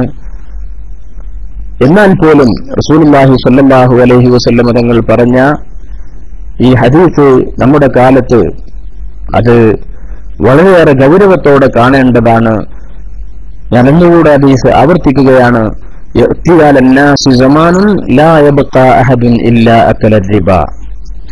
ജനങ്ങൾക്കൊരു കാലം വരാനുണ്ട്, പലിശ തിന്നാത്ത ഒരാളും അന്നുണ്ടാകില്ല. ആരെങ്കിലും ഇനി അത് തിന്നിട്ടില്ലെങ്കിൽ അസ്വാബഹു മിൻ ഗുബാരിഹി, അതിന്റെ പൊടിപടലങ്ങൾ അവന് എത്തുക തന്നെ ചെയ്യുമെന്ന് ഹബീബായ റസൂലുള്ളാഹി സല്ലല്ലാഹു അലൈഹി വസല്ലം തങ്ങൾ നമുക്ക് പഠിപ്പിച്ചു തരികയാണ്. ഒരു കമ്പനിയിൽ ജോലി ചെയ്യുകയാണെങ്കിൽ ആ കമ്പനി നമുക്ക് സാലറി തരുന്നത് ബാങ്കിലൂടെയാണ്. അത് ഹറാമാണ് എന്ന് നമ്മൾ പറയുന്നില്ല, അങ്ങനെ ബാങ്കുമായി ബന്ധപ്പെടൽ ഹറാമാണെന്ന് പറയുന്നില്ല. പക്ഷെ ആ ഹദീസിന്റെ അവസാനത്തെ വാക്കൊന്ന് നോക്കൂ നിങ്ങൾ. അസാബഹു മിൻ ഗുബാരിഹി, നമ്മുടെ കമ്പനി ഹലാലായ മാർഗത്തിൽ, ഇപ്പൊ ഔഖാഫിൽ ജോലി ചെയ്യുന്ന ഒരാളാണെങ്കിൽ പോലും അയാൾക്ക് ബാങ്കിലൂടെയാണ് ശമ്പളം കിട്ടുന്നത്. ബാങ്കിലൂടെ ശമ്പളം കിട്ടി എന്നതുകൊണ്ട് ആ ശമ്പളം ഹറാമൊന്നുമല്ല, അങ്ങനെയൊന്നും നമ്മൾ പറയുന്നില്ല. അത് ഹലാലായ പൈസ തന്നെയാണ്. പക്ഷേ ആ ഔഖാഫ് ഗവൺമെന്റ് ഇട്ട ആ പൈസ ഒന്നുമല്ലല്ലോ ബാങ്ക് നമുക്ക് തരുന്നത്. അതുകൊണ്ട് അവരൊരുപാട് കച്ചവടം നടത്തി പിന്നെ ബാങ്ക് നമുക്ക് തരുന്നത് അവർ ക്രയവിക്രയം നടത്തുന്ന, അവർ വിനിമയം നടത്തുന്ന പലിശയിൽ നിന്ന് പൈസയിൽ നിന്നുള്ള വേറെ കുറെ നോട്ടുകളാണ് അല്ലെങ്കിൽ പൈസയാണ് നമുക്ക് തന്നുകൊണ്ടിരിക്കുന്നത്. അപ്പൊ നമുക്ക് നമ്മുടെ കമ്പനി ബാങ്ക് മുഖേന തരുമ്പോ ആ പൈസ ഹലാലോ ഹറാമോ ഒക്കെ ആയ പല കാര്യങ്ങൾക്കും ഉപയോഗിച്ചതിന് ശേഷമാണ് നമ്മുടെ കരങ്ങളിലേക്ക് അതിന്റെ വേറെ ഏതോ ഒരു വിഹിതം എത്തിച്ചേരുന്നത്.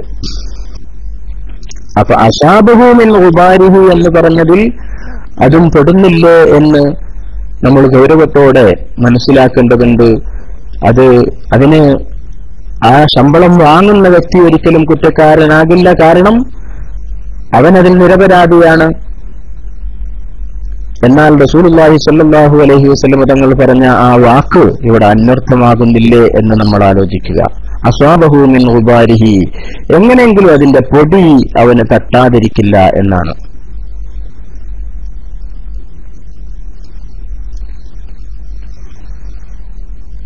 വ്യഭിചാരത്തിന്റെ ഗൗരവത്തെക്കുറിച്ച് നമ്മൾ പറഞ്ഞു. റസൂലുള്ളാഹി സ്വല്ലല്ലാഹു അലൈഹി വസല്ലം തങ്ങൾ പലിശയെ കുറിച്ച് പറഞ്ഞപ്പോ ദിർഹമുൻ മിൻ റിബൻ യഅകുലുഹു الرجുലു വഹുവ യഅലമു അശദ്ദു മിൻ 36 സന്യ. പലിശയിലൂടെ ലഭിക്കുന്ന ഒരു ദിർഹം, ദിർഹമുൻ മിൻ റിബൻ യഅകുലുഹു الرجുലു, മനുഷ്യൻ തിന്നുന്ന പലിശയിലൂടെ ലഭിച്ച ഒരു ദിർഹം, വഹുവ യഅലമു, അവനറിയാം അത് പലിശയാണ്, ഹറാമാണ് എന്നുള്ളത്. അത് അശദ്ദു മിൻ 36 സന്യ, അത് 36 തവണ വ്യഭിചരിക്കുന്നതിനേക്കാൾ കഠിനമാണ്, ഗൗരവമുള്ളതാണ് എന്ന് റസൂലുള്ളാഹി സ്വല്ലല്ലാഹു അലൈഹി വസല്ലം തങ്ങൾ പറയുന്നു. പലിശയിലൂടെ സമ്പാദിക്കുന്ന ഒരു ദിർഹം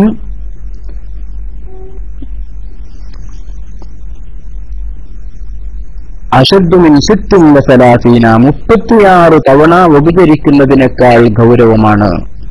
അല്ലാഹു സുബ്ഹാനഹു വ തആല നമ്മളെ കാത്തുരക്ഷിക്കട്ടെ.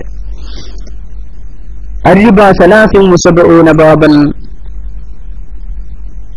റിബ പലിശ 73 അധ്യായമാണ്. ഐസറുഹ, അതിൽ നിന്ന് ഏറ്റവും ലഘുവായത് എന്ന് പറയുന്നത് മിസ്ല അൻ യൻകിഹ الرجل ഉമ്മഹു, ഒരാൾ തന്റെ ഉമ്മയെ ലൈംഗിക വേഴ്ച നടത്തുന്നതിന്, ഉമ്മയുമായി ലൈംഗിക വേഴ്ച നടത്തുന്നതിന് തുല്യമാണ് പലിശയിൽ നിന്ന് ഏറ്റവും ലഘുവായത് എന്ന് റസൂലുള്ളാഹി സ്വല്ലല്ലാഹു അലൈഹി വസല്ലം തങ്ങൾ പറയാം.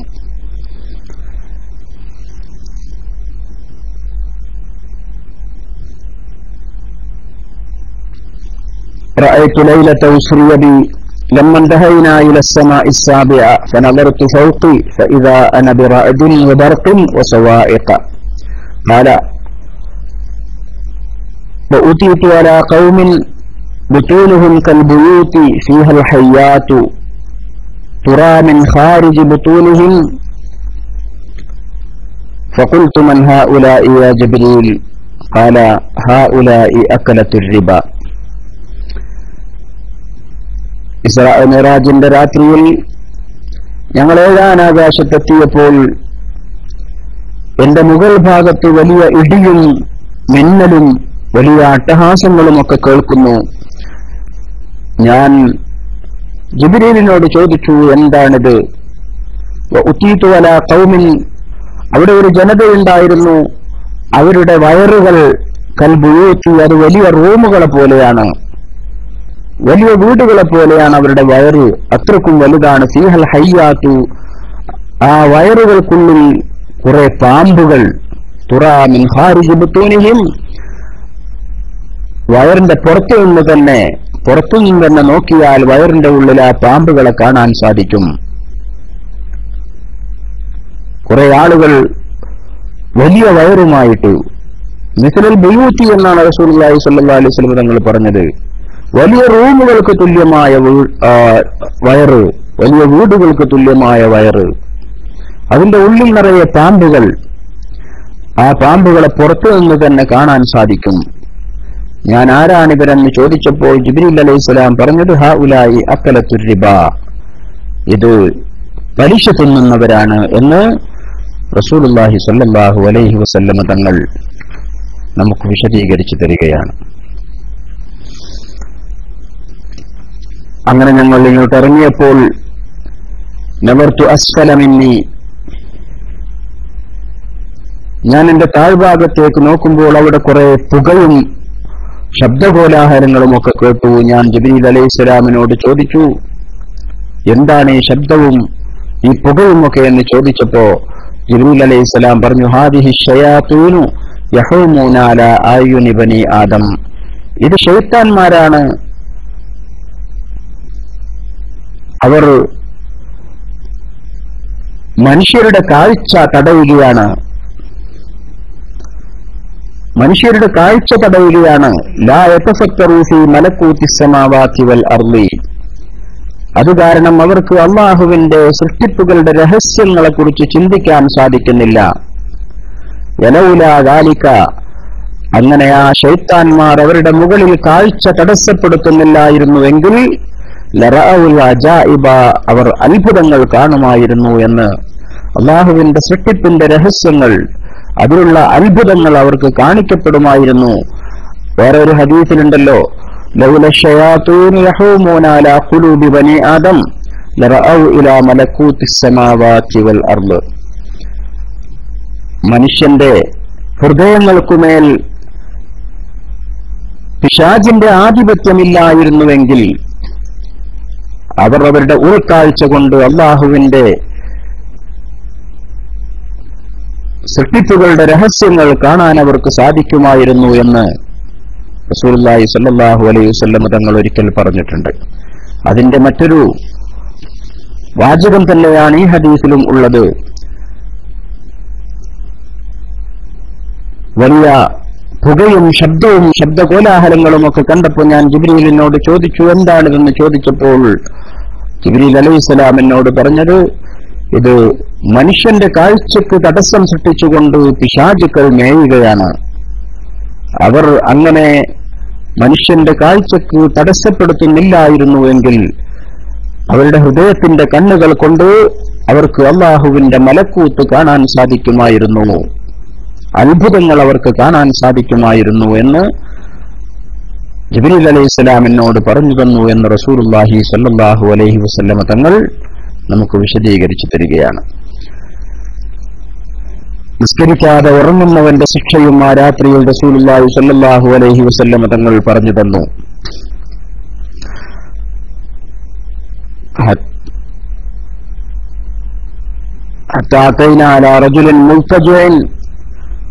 ഒരു മനുഷ്യൻ ഇങ്ങനെ കിടക്കുകയാണ്, വേറെ ഒരാൾ ഖായിമുൻ അലൈഹി ബിസഖറത്തിൻ, ഒരു പാറക്കല്ലുമായി ആ കിടക്കുന്നയാളുടെ അരികിൽ ഇങ്ങനെ നിൽക്കുന്നു.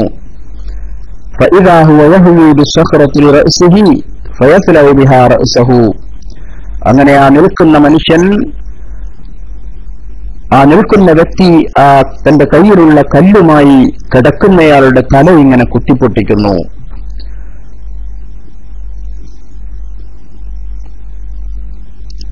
ഒരു ഭാഗം കുത്തിപ്പൊട്ടിച്ചതിനു ശേഷം അദ്ദേഹത്തെ തിരിച്ചിട്ട് മറ്റേ ഭാഗത്തും പാറക്കല്ലുകൊണ്ട് കുത്തുന്നു. അങ്ങനെ ആ ശിക്ഷ ഇങ്ങനെ ആവർത്തിച്ചു കൊണ്ടിരിക്കുകയാണ്. ഞാൻ ജിബ്രീലിനോട് ചോദിച്ചു, സുബ്ഹാനല്ലാഹ് മാ ഹാദാൻ, ആരാണ് ഈ രണ്ടുപേരെന്ന് ചോദിച്ചപ്പോ, ഹാദർ റജുലു യഖുദുൽ ഖുർആന ഫയർഫുലുഹു വയനാമു അനിസ് സ്വലാത്തിൽ മക്തൂബ, ഇദ്ദേഹം ഖുർആൻ പഠിച്ചതനുസരിച്ച് പ്രവർത്തിക്കാതിരിക്കുകയും ഫർള് നിസ്കാരത്തിൽ തൊട്ട് ഉറങ്ങുകയും ചെയ്തിരുന്ന വ്യക്തിയാണ്, നിസ്കരിക്കാതെ കിടന്നുറങ്ങിയിരുന്നവനാണ് എന്ന് ജിബ്രീൽ അലൈഹിസ്സലാം എന്നോട് പറഞ്ഞു. ഒരു മനുഷ്യൻ ഇങ്ങനെ നിൽക്കുന്ന ഒരു കല്ലുമായി അവിടെ കിടക്കുന്ന ഒരു മനുഷ്യന്റെ തല ആ കല്ലുകൊണ്ട് ഇങ്ങനെ കുത്തിപ്പൊട്ടിക്കുന്നു. ഒരു ഭാഗം കുത്തിപ്പൊട്ടിച്ചതിന് ശേഷം പിന്നെ അടുത്ത ഭാഗം കുത്തിപ്പൊട്ടിക്കുന്നു. അപ്പോഴേക്ക് ആദ്യം പൊട്ടിച്ച ഭാഗം പഴയ രൂപം പ്രാപിക്കുന്നു. വീണ്ടും ഈ ഭാഗത്തേക്ക് വരുന്നു, തല കുത്തിപ്പൊട്ടിക്കുന്നു. അടുത്ത ഭാഗത്തേക്ക് പോകുമ്പോൾ അത് പഴയ രൂപം പ്രാപിച്ചിട്ടുണ്ട്, അഥവാ ആ പൊട്ടിയ ഭാഗം വീണ്ടും കൂടിയിട്ടുണ്ട്. പിന്നെയും അത് കുത്തിപ്പൊട്ടിക്കുന്നു. ഇങ്ങനെ ആ ശിക്ഷ ഇങ്ങനെ ആവർത്തിച്ചു കൊണ്ടിരിക്കുമ്പോ ഞാൻ ജിബ്രീൽ അലൈഹിസ്സലാമിനോട് ചോദിച്ചു, ആരാണ് ഈ രണ്ടുപേർ, എന്താണ് ഇവർ ഇങ്ങനെ ഈ ഒരു അവസ്ഥ ഇവർക്ക് നൽകപ്പെടാൻ കാരണമെന്ന് ചോദിച്ചപ്പോ ഹാദാ റജുലു യഖുദുൽ ഖുർആന ഫയർഫുദുഹു വയനാമു അനിസ് സ്വലാത്തിൽ മക്തൂബ, ഇയാൾ ഖുർആൻ പഠിച്ചതിനെ അവഗണിക്കുകയും ഫർള് നിസ്കാരത്തെ തൊട്ട് ഉറങ്ങുകയും ചെയ്തിരുന്നവനാണ് എന്ന് ജിബ്രീൽ അലൈഹിസ്സലാം എന്നോട് പറഞ്ഞു എന്ന് റസൂലുള്ളാഹി സ്വല്ലല്ലാഹു അലൈഹി വസല്ലം തങ്ങൾ നമുക്ക് വിശദീകരിച്ചു തരികയാണ്. ഒരൊറ്റ കാര്യം കൂടെ പറഞ്ഞ് ഞാൻ അവസാനിപ്പിക്കുന്നു. അങ്ങനെ ഈ സംഭവം ഇസ്രാ മിഅ്റാജിന്റെ രാത്രിയിലാണ് എന്നും അതല്ല മറ്റൊരു സംഭവമാണ് എന്നും ഇങ്ങനെ രണ്ട് രൂപത്തിൽ കാണുന്നുണ്ട്. ഇത് മറ്റൊരിക്കൽ നടന്ന സംഭവമാണ്. റസൂലുള്ളാഹി സ്വല്ലല്ലാഹു അലൈഹി വസല്ലം തങ്ങളെ ജിബ്രീൽ ഇങ്ങനെ കൂട്ടിക്കൊണ്ടുപോയി കാണിച്ചു കൊടുത്തതാണ്. നേരത്തെ നമ്മൾ പറഞ്ഞിരുന്ന റജബ് 27 നടന്ന ഇസ്രാ മിഅ്റാജിന്റെ ആ സംഭവത്തിലല്ല എന്നും കാണുന്നുണ്ട്. ഏതായിരുന്നാലും ഇതിൽ റസൂലുള്ളാഹി സ്വല്ലല്ലാഹു അലൈഹി വസല്ലം തങ്ങൾ പറയുന്നു, ഫന്തലഖതു മാഹുമാ, ഞാൻ അവരുടെ രണ്ട് മലക്കുകളുടെ കൂടെ ഞാൻ പോയി. ഫഅതൈനാ അലാ റജുലിൻ മുസ്തൽഖിൻ ലിഖഫാഹു വഇദാ ആഖറു അലൈഹി ബികലൂബിൻ മിൻ ഹദീദ്, ഒരു മനുഷ്യൻ ഇങ്ങനെ മലർന്നു കിടക്കുന്നുണ്ട്. വഇദാ ആഖറു അലൈഹി ബികലൂബിൻ മിൻ ഹദീദ് فإذا هو يأتي أحد شقي وجهه فيشرشر شدقه إلى قفاه ومنخره إلى قفاه وعينه إلى قفاه. ഒരു മനുഷ്യൻ അവിടെ ഇങ്ങനെ മലർന്നു കിടക്കുന്നു. വേറെ ഒരാൾ അദ്ദേഹത്തിന്റെ കയ്യിലുള്ള ഇരുമ്പിന്റെ കൊളുത്തുകൊണ്ട് ആ മനുഷ്യന്റെ വായയും മൂക്കും കണ്ണുമെല്ലാം ഇങ്ങനെ പിളർത്തുകയാണ്. എന്നിട്ടത് പെരടി വരെ അങ്ങനെ വലിച്ചു പൊളിക്കുന്നു.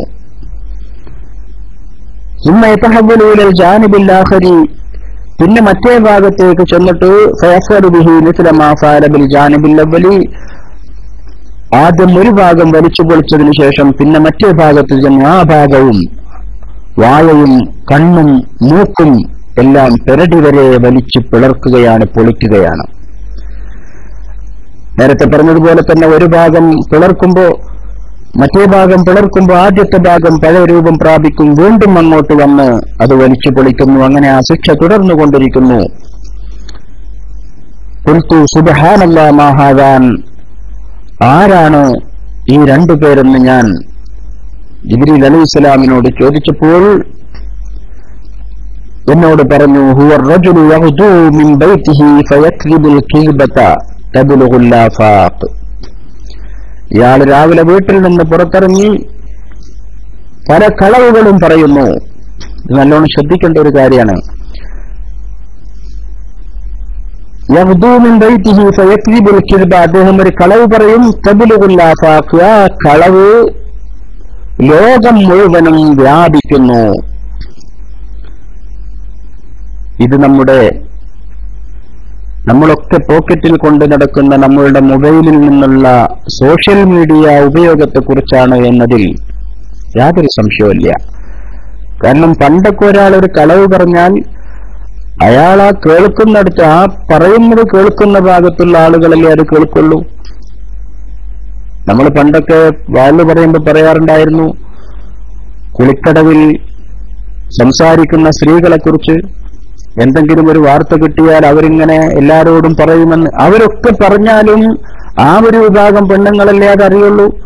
അവര് പോയിട്ട് പിന്നീട് അത് പറയുമ്പോഴേക്ക് അത് പിറ്റേ ദിവസമല്ലേ വേറുള്ളടത്തെത്തുള്ളൂ.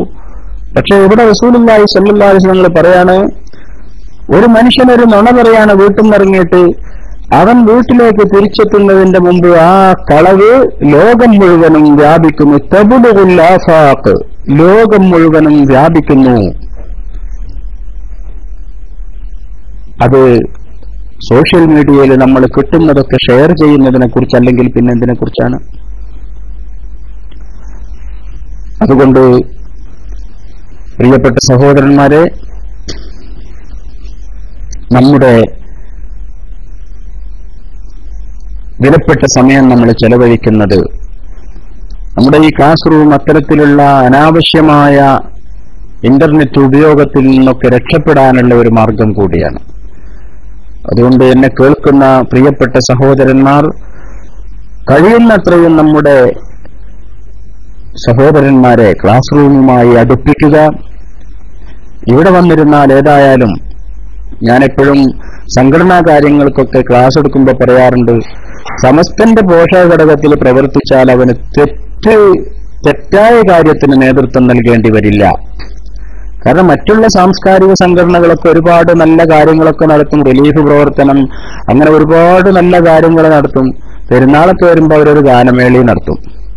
അപ്പൊ ഈ ചെയ്ത നല്ല കാര്യങ്ങളൊക്കെ അതോടുകൂടി അങ്ങോട്ട് ബാത്തിലായിപ്പോയി. എന്നാൽ സംസ്ഥയുടെ ഏതെങ്കിലും ഒരു കീഴ്ഘടകങ്ങളിൽ പ്രവർത്തിച്ചാൽ അത്തരത്തിലുള്ള യാതൊരു ദുർഗതിയും ഒരാൾക്ക് വരാനില്ല. അതുകൊണ്ട് ചെലവഴിക്കുന്ന സമയം മുഴുവനും അല്ലാഹുവിങ്കൽ പ്രതിഫലം കിട്ടാനുള്ള ഏറ്റവും നല്ല മാർഗം സമസ്തയുടെ കീഴ്ഘടകങ്ങളിൽ പ്രവർത്തിക്കുക എന്നുള്ളതാണ് എന്ന് നമുക്ക് എപ്പോഴും പറയാറുള്ളത് പോലെ നമ്മുടെ ക്ലാസ് റൂമിൽ വന്നിരുന്നാൽ ഒരിക്കലും നമ്മളൊരു തെറ്റായ കാര്യത്തിൽ പങ്കെടുക്കേണ്ടി വരില്ല എന്നതിൽ സംശയമില്ല. അതിനും നമ്മുടെ ക്ലാസ് റൂമേ അതിന് പറ്റുന്നതുള്ളൂ എന്നുകൂടെ അടിവരയിട്ട് നമുക്ക് പറയാൻ സാധിക്കും. കാരണം ഇവിടെ സുന്നത്ത് ജമാഅത്തിന്റെ കാര്യങ്ങൾ, ഏതെങ്കിലും ഇബാദത്തുകൾ സംബന്ധമായ കാര്യങ്ങൾ, അല്ലെങ്കിൽ നമുക്ക് പഠിക്കാൻ അത്യാവശ്യമായ തർക്കത്തിലിരിക്കുന്ന ഏതെങ്കിലും ആശയസംബന്ധമായ പഠനങ്ങൾ, ഇങ്ങനെയൊക്കെയുള്ള നല്ല ചർച്ചകൾ മാത്രമേ നമ്മളെ ക്ലാസ് റൂമിൽ നടക്കാറുള്ളൂ. അനാവശ്യമായി മഹാന്മാരായ പണ്ഡിതന്മാരെ തെറി പറയുകയോ അല്ലെങ്കിൽ നമ്മൾ ആദ്യം പറഞ്ഞതുപോലെ തെറിപ്രഭാഷണം നടത്തുകയോ അങ്ങനെ ഖുത്ബാഉൽ ഫിത്നയായിട്ടുള്ള ഖുത്ബകളൊന്നും സംസാരങ്ങളൊന്നും നമ്മുടെ ക്ലാസ് റൂമിൽ ഉണ്ടാവാറില്ല. ഇവിടെ ചില ആളുകൾ പറയാറുണ്ട്, എന്തിനാണ് ഇങ്ങനെ കുറ്റം പറയുന്നത്? നമ്മൾ പറയുന്നത് കുറ്റല്ല, പിന്നെ പറയുന്നത് കുറ്റായിപ്പോണേന്ന് നമ്മൾ ഉത്തരവാദികളല്ലല്ലോ. പറയുന്നതൊക്കെ കുറ്റാകുകയാണെങ്കിൽ ഇപ്പൊ നമ്മളെന്താ ചെയ്യണു? അവർക്ക് കുറ്റമേ അവരുടെ അടുക്കലുള്ളൂവെങ്കിൽ പിന്നെ അത് പറഞ്ഞാൽ പിന്നെ അത് കുറ്റമല്ലാണ്ടാവുമോ? അത് നമ്മളെ കുഴപ്പമില്ല. നമ്മൾ പറയുന്നത് ചില വസ്തുതകളാണ്, അത് പറയാതിരിക്കാൻ നിവൃത്തിയില്ല. കാരണം ആളുകൾ അതിൽ കുടുങ്ങിപ്പോകരുതല്ലോ എന്ന് വിചാരിച്ചിട്ടാണ് പറയണത്. അതും പലതും നമ്മൾ വേണമെന്ന് വിചാരിച്ച് പറയല്ല, നിവൃത്തിയില്ലാതെ പറഞ്ഞു പോണതാണ്. എന്നാലും നമ്മൾ പറഞ്ഞതും പറയാതിരിക്കുന്നതും വെച്ച് നോക്കുമ്പോ 1% നമ്മൾ പറയുന്നുള്ളൂ. അറിഞ്ഞതിന്റെ 1% നമ്മൾ പറയുന്നുള്ളൂ. അത് ആളുകൾ കുടുങ്ങിപ്പോകാതിരിക്കാനാണ്, കുടുങ്ങിപ്പോയവർ രക്ഷപ്പെടാനും കൂടി വേണ്ടിയാണ്. അല്ലാതെ ഒരാളെയും വ്യക്തിഹത്യ നടത്തലോ കുറ്റം പറയലോ ഒന്നും നമ്മുടെ ലക്ഷ്യമല്ല. ചുരുക്കി പറഞ്ഞാൽ ഞാൻ പറഞ്ഞു വന്നത്, നമ്മുടെ ക്ലാസ് റൂം എന്നുള്ളത് നല്ല കാര്യങ്ങൾക്ക് വേണ്ടി മാത്രം ഉപയോഗിക്കുന്നതാണ്. അതുകൊണ്ട് ഇന്റർനെറ്റിന്റെ ലോകത്ത് നിന്ന് രക്ഷപ്പെടാൻ കൂടി ഇത് വലിയൊരു മാർഗമാണ് എന്ന് ഇത് മനസ്സിലാക്കിയ നമ്മൾ മറ്റുള്ളവരെ കൂടെ മനസ്സിലാക്കി കൊടുക്കണം. അല്ലാഹു സുബ്ഹാനഹു വ തആല നമുക്ക് അതിന് തൗഫീഖ് നൽകുമാറാകട്ടെ. ഇത്രയും നേരം പറഞ്ഞതും കേട്ടതുമൊക്കെ റബ്ബുൽ ഇസ്സത്തായ തമ്പുരാൻ നമുക്ക് നമ്മളിൽ നിന്ന് കബൂൽ ചെയ്യുകയും അർഹമായ പ്രതിഫലം നൽകി അനുഗ്രഹിക്കുകയും ചെയ്യുമാറാകട്ടെ. ഒരാള് ബാങ്ക് ലോണ് എടുക്കൽ ഹറാമല്ലേ എന്ന് ചോദിച്ചിട്ടുണ്ട്. ബാങ്ക് ലോണ് ഇസ്ലാമിക് ബാങ്കിൽ നിന്നാണെങ്കിൽ ഹറാമല്ല, അല്ലെങ്കിൽ ഹറാമാണ്. ഇസ്ലാമിക് ബാങ്കിംഗ് സമ്പ്രദായം നടക്കുന്നുണ്ട്, അവിടെ ലോണും കിട്ടും, അവിടുന്ന് എടുക്കലാണെങ്കിൽ ഹറാമില്ല. അല്ലാത്ത സാധാരണ അനിസ്ലാമിക ബാങ്കുകളിൽ, അത് ആ ബാങ്ക് സ്ഥിതി ചെയ്യുന്നത് ഇസ്ലാമിക രാജ്യങ്ങളിലാണെങ്കിൽ പോലും, അനിസ്ലാമിക ബാങ്കിംഗ് ആണെങ്കിൽ അതിൽ നിന്ന് ലോൺ എടുക്കൽ ഹറാം തന്നെയാണ്.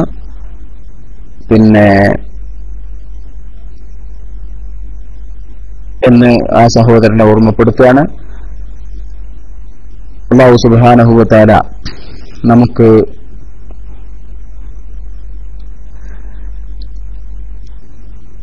കൂടുതൽ നല്ല കാര്യങ്ങൾ പഠിക്കാനുള്ള അവസരങ്ങൾ നൽകി അനുഗ്രഹിക്കുമാറാകട്ടെ. ഞാൻ ഈ പറഞ്ഞതിൽ എന്തെങ്കിലും തെറ്റുകൾ സംഭവിച്ചിട്ടുണ്ടെങ്കിൽ അല്ലാഹു സുബ്ഹാനഹു വ തആല എനിക്ക് പുറത്തു തരുമാറാകട്ടെ. ഇവിടെ ഇതിനുവേണ്ടി സമയം ചെലവഴിച്ച ഒരുപാട് ആളുകൾ അല്ലാഹു സുബ്ഹാനഹു വ തആല അവർക്കൊക്കെ അവരുടെ സമയങ്ങളിൽ ബറക്കത്ത് നൽകി അനുഗ്രഹിക്കുമാറാകട്ടെ. എല്ലാ ഹലാലായ മുറാദുകളും നമുക്കും അവർക്കും അല്ലാഹു സുബ്ഹാനഹു വ തആല ഹാസിലാക്കി തരട്ടെ. ഒരുപാട് ആളുകൾ പല രോഗങ്ങളും മറ്റു വിഷമങ്ങളുമൊക്കെയായി കഷ്ടപ്പെടുന്ന ആളുകൾ ദുആ കൊണ്ട് വസിയത്ത് ചെയ്തിട്ടുണ്ട്. എന്നോടും നിങ്ങളോടുമൊക്കെ അല്ലാഹു സുബ്ഹാനഹു വ തആല അവരുടെയും നമ്മുടെയും എല്ലാ വിഷമങ്ങളും നീക്കി റാഹത്തും സലാമത്തും പ്രദാനം ചെയ്യുമാറാകട്ടെ. എന്താ കുറെ ആൾക്കാരിങ്ങനെ നിർബന്ധ സാഹചര്യത്തിൽ ലോൺ എടുത്താലും അങ്ങനെ ചോദിച്ചാൽ പറ്റില്ല, എന്താണ് സാഹചര്യം എന്നൊക്കെ പറയണം, എന്നാലേ അതിനെക്കുറിച്ച് പറയാൻ പറ്റുള്ളൂ. നിർബന്ധ സാഹചര്യം എന്ന് പറഞ്ഞാൽ അതുകൊണ്ട് പിന്നെ ഒരു മസല അതിന്റെ മേലിൽ പറയാൻ പറ്റില്ല. അതുകൊണ്ട് എന്താണ് സാഹചര്യം എന്നൊക്കെ പറഞ്ഞാൽ അതിനെക്കുറിച്ച് വീട് പൊളിഞ്ഞു ചാടിയെന്നാണ് സഹോദരൻ പറയുന്നത്. വീട് പൊളിഞ്ഞു ചാടിയാലും പിന്നെ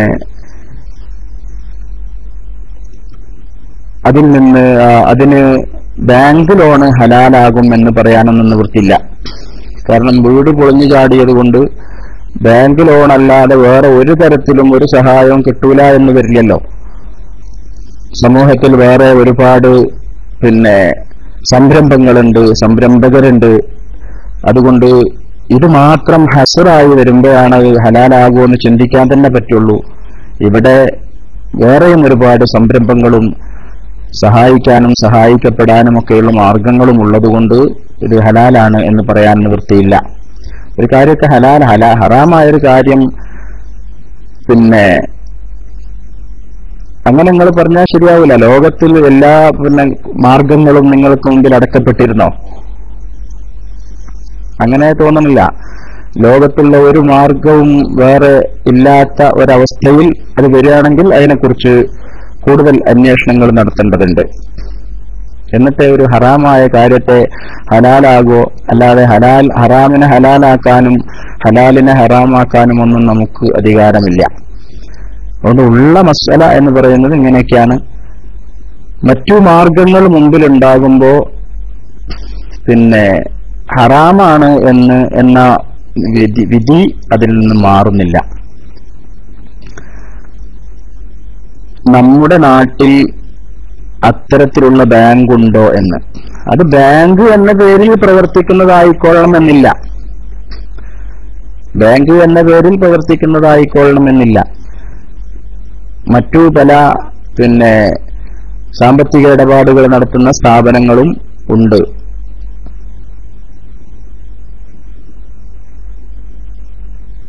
ഇനി ഒരു നാട്ടിൽ അങ്ങനെയൊന്നും പിന്നെ ഇസ്ലാമിക് ബാങ്ക് ഇല്ല എന്നുള്ളത് കൊണ്ടും മറ്റുള്ള ബാങ്കിങ് ഹലാലാണ് എന്ന് പറയാൻ പറ്റില്ല. ബാങ്ക് മാത്രമായിക്കൊള്ളണമെന്നില്ലല്ലോ സാമ്പത്തിക സഹായങ്ങൾക്ക്. ബാങ്കിലുള്ള കാശിന് സക്കാത്ത് ഉണ്ടോ എന്നാണ് ഒരു സഹോദരൻ ചോദിക്കുന്നത്. സക്കാത്തിന്റെ നിസാബ് എത്തിയിട്ടുണ്ടെങ്കിൽ സക്കാത്ത് കൊടുക്കണം. 593 ഗ്രാം വെള്ളിയുടെ വില നിങ്ങൾ ഒരു കൊല്ലം നിങ്ങളുടെ അക്കൗണ്ടിൽ സൂക്ഷിച്ചാൽ അതിന്റെ 2% സക്കാത്തായിട്ട് കൊടുക്കണം. അത് ബാങ്കിലായാലും ശരി എവിടെയായാലും ശരി.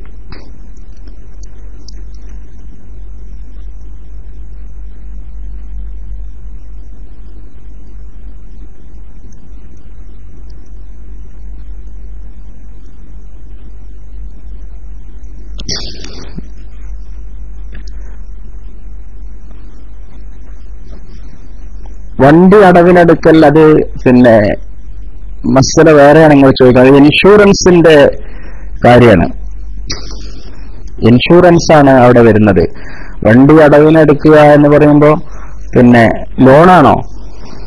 വണ്ടി ബാങ്കിൽ നിന്ന് ലോൺ എടുക്കുക എന്നാണോ പറയണത്, അതോ വണ്ടിന്റെ അടവാണോ പറയണത്? വണ്ടി അടവിനെടുക്കൽ എന്നാണ് ചോദിച്ചിട്ടുള്ളത്. വണ്ടി അടവിനെടുക്കൽ എന്ന് പറഞ്ഞാൽ നിങ്ങൾ ബാങ്കിൽ നിന്ന് ലോൺ എടുത്തിട്ടാണോ, അതോ നിങ്ങൾ പൈസ ഇങ്ങനെ ഇൻസ്റ്റാൾമെന്റ് ആയിട്ട് അടച്ചു കൊടുക്കുകയാണോ?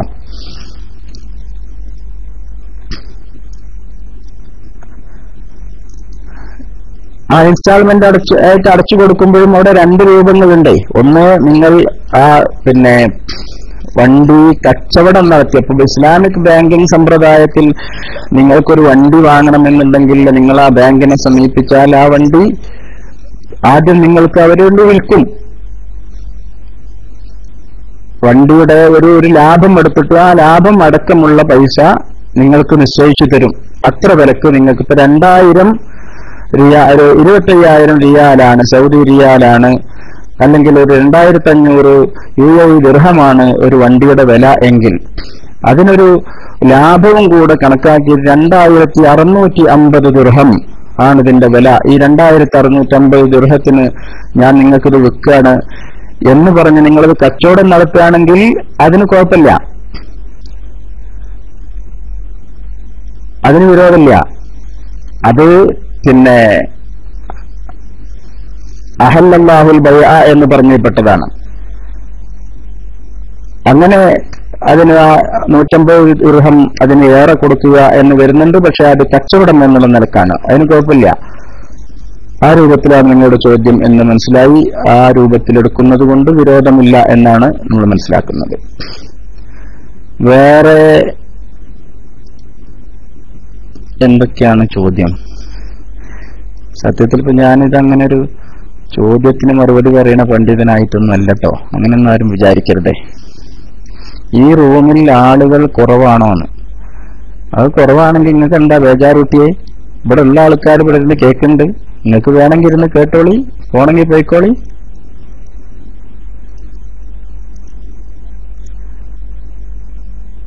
APയെ പറ്റി കുറ്റം പറഞ്ഞാൽ ഗീബത്താകുമെന്ന്.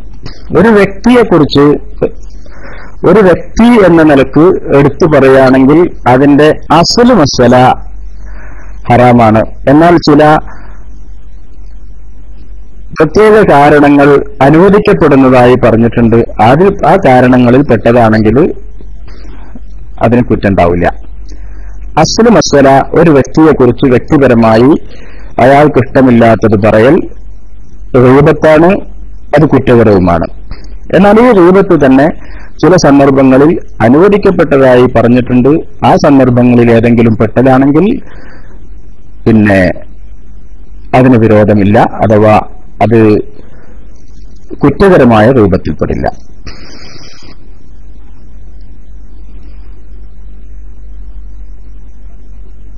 ബാങ്ക് പലിശപ്പണം എന്ത് ചെയ്യണം എന്നാണ്. ആധുനിക പണ്ഡിതന്മാരൊക്കെ അതിനെക്കുറിച്ച് പല അഭിപ്രായങ്ങളും പറഞ്ഞിട്ടുണ്ട്. അതിന്റെ രത്നചുരുക്കം എങ്ങനെയാണ്?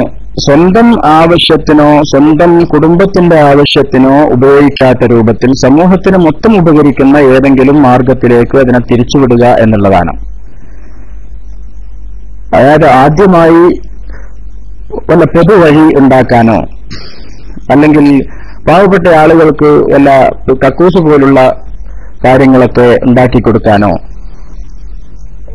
ഒക്കെയാണ് ആദ്യം അതിന്റെ ഒന്നാം സ്ഥാനത്ത് ഉപയോഗിക്കേണ്ടത്. എന്നീ പാവപ്പെട്ട ആളുകൾക്ക് പിന്നെ വീട് നിർമ്മിച്ചു കൊടുക്കുക പോലുള്ള കാര്യങ്ങൾക്കും ഉപയോഗിക്കാമെന്ന് ആധുനിക പണ്ഡിതന്മാർ പറഞ്ഞതായി കാണുന്നുണ്ട്.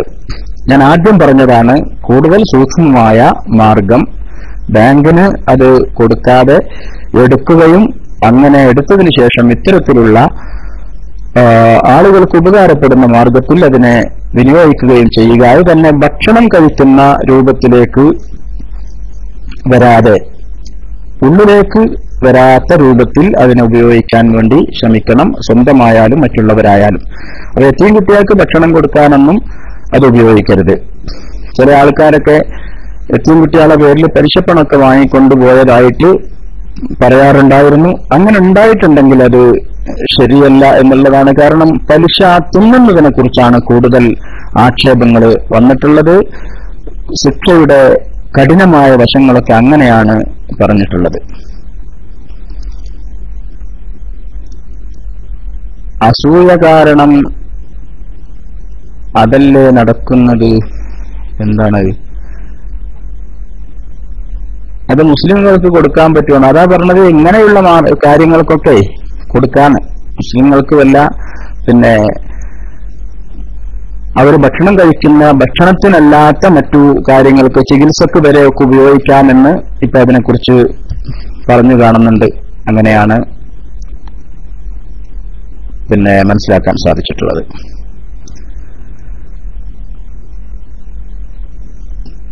മുസ്ലിങ്ങൾക്കും ആ രീതിയിലുള്ള കാര്യങ്ങൾക്കൊക്കെ കൊടുക്കാവുന്നതാണ്.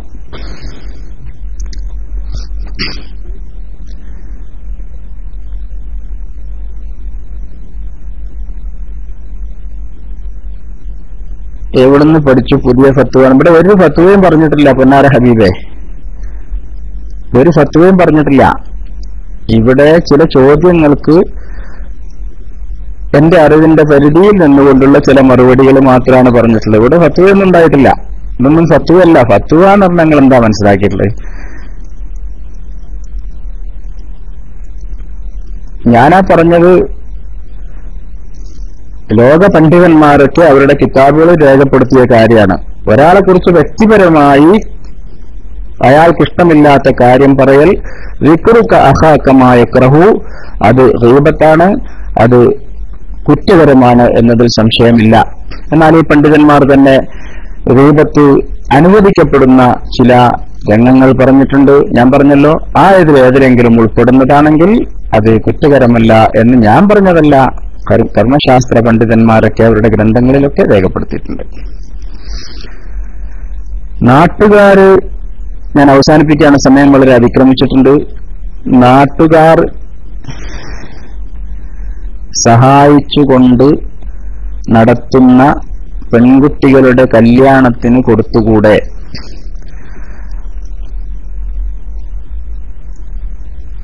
അതിനെക്കുറിച്ച് കൂടുതൽ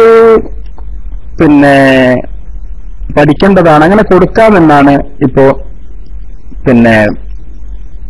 ഞാൻ നേരത്തെ പറഞ്ഞതുപോലെ പുതിയ പണ്ഡിതന്മാരൊക്കെ ഇതിലൊക്കെ ഗവേഷണം നടത്തി കർമ്മശാസ്ത്ര മേഖലയിലൊക്കെ കൂടുതൽ പഠനം നടത്തുന്ന ആധുനിക പണ്ഡിതന്മാരൊക്കെ അങ്ങനെ പറഞ്ഞിട്ടുണ്ട്. സ്വന്തം ഉപയോഗത്തിനല്ലാതെ സമൂഹത്തിന്റെ മറ്റു ഉപയോഗങ്ങൾക്കൊക്കെ അത് ആകാമെന്നുണ്ട്. എന്നാൽ അവരൊക്കെ തന്നെ പറയുന്നുണ്ട് ഭക്ഷണം കഴിക്കുന്ന കാര്യങ്ങൾക്ക് എടുക്കരുത് എന്ന് പറഞ്ഞിട്ടുണ്ട്. അത് പാവപ്പെട്ട പെൺകുട്ടികളെ കെട്ടിക്കുന്ന കാര്യങ്ങൾക്കൊക്കെ നിവൃത്തിയില്ലെങ്കിൽ ഉപയോഗിക്കാവുന്നതാണ് എന്ന് തന്നെയാണ് മനസ്സിലാവുന്നത്.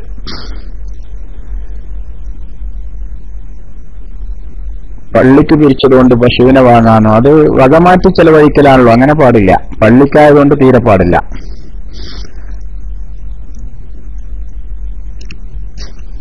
പശുവിനെ വാങ്ങണ കാശ് തന്നെ ഉണ്ടല്ലോ ഇഷ്ടം പോലെ, അതുകൊണ്ട് പശുവിനെ വാങ്ങിയാൽ പോരെ? അസ്സലാമു അലൈക്കും ഉസ്താദെ, നാട്ടിൽ പോകാൻ ആഗ്രഹിക്കുന്നു, ഷോപ്പിൽ ജോലിക്കാരില്ലാത്ത പ്രശ്നമുണ്ട്, ദുആ ചെയ്യണം. അല്ലാഹു സുബ്ഹാനഹു വ തആല നിങ്ങൾക്ക് അതിനുള്ള വഴി എളുപ്പമാക്കി തരട്ടെ. റാഹത്തോടുകൂടി സന്തോഷത്തോടുകൂടി പോയി കുടുംബത്തെയൊക്കെ കണ്ട് റാഹത്തായി തിരിച്ചു വരാൻ അല്ലാഹു തആല വഴി എളുപ്പമാക്കി തരട്ടെ. മാസം അടവാകുമ്പോ പൈസ കൂടും. അത് നേരത്തെ പറഞ്ഞല്ലോ, അതിന്റെ രീതി ഏതാണ്? വീട്ടിന്റെ അടുത്തുള്ള പറമ്പ് വാങ്ങാൻ അല്ലെങ്കിൽ വേറെ ആൾ എടുക്കും എന്ന് ഭയപ്പെട്ടാൽ അതിന് പലിശ വാങ്ങാമാണോ? വേറെ ആൾ എടുക്കുകയാണെങ്കിൽ എടുത്തോട്ടെ, നിങ്ങൾ എന്താ ബേജാറാകണ്ട? എല്ലാ പറമ്പും നിങ്ങൾ തന്നെ വാങ്ങിക്കൊള്ളണമെന്നുണ്ടോ? വീടിന്റെ അടുത്തുള്ള പറമ്പ് നിങ്ങൾ തന്നെ വാങ്ങണമെന്നുണ്ടോ? അതിനൊന്നും പലിശ എടുക്കൽ ഹലാലാണെന്ന് പറയാൻ നിവൃത്തില്ല. അടുത്തുള്ള പറമ്പ് വാങ്ങാനേ ലോൺ എടുക്കൽ ഹലാലാണെന്നൊന്നും പറയാൻ നിവൃത്തില്ല. ഞാൻ കണ്ടിട്ടില്ല മസല.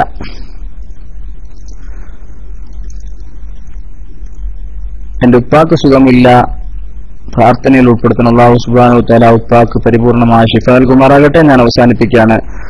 ربنا آتنا في الدنيا حسنة وفي الآخرة حسنة وقنا عذاب النار. ربنا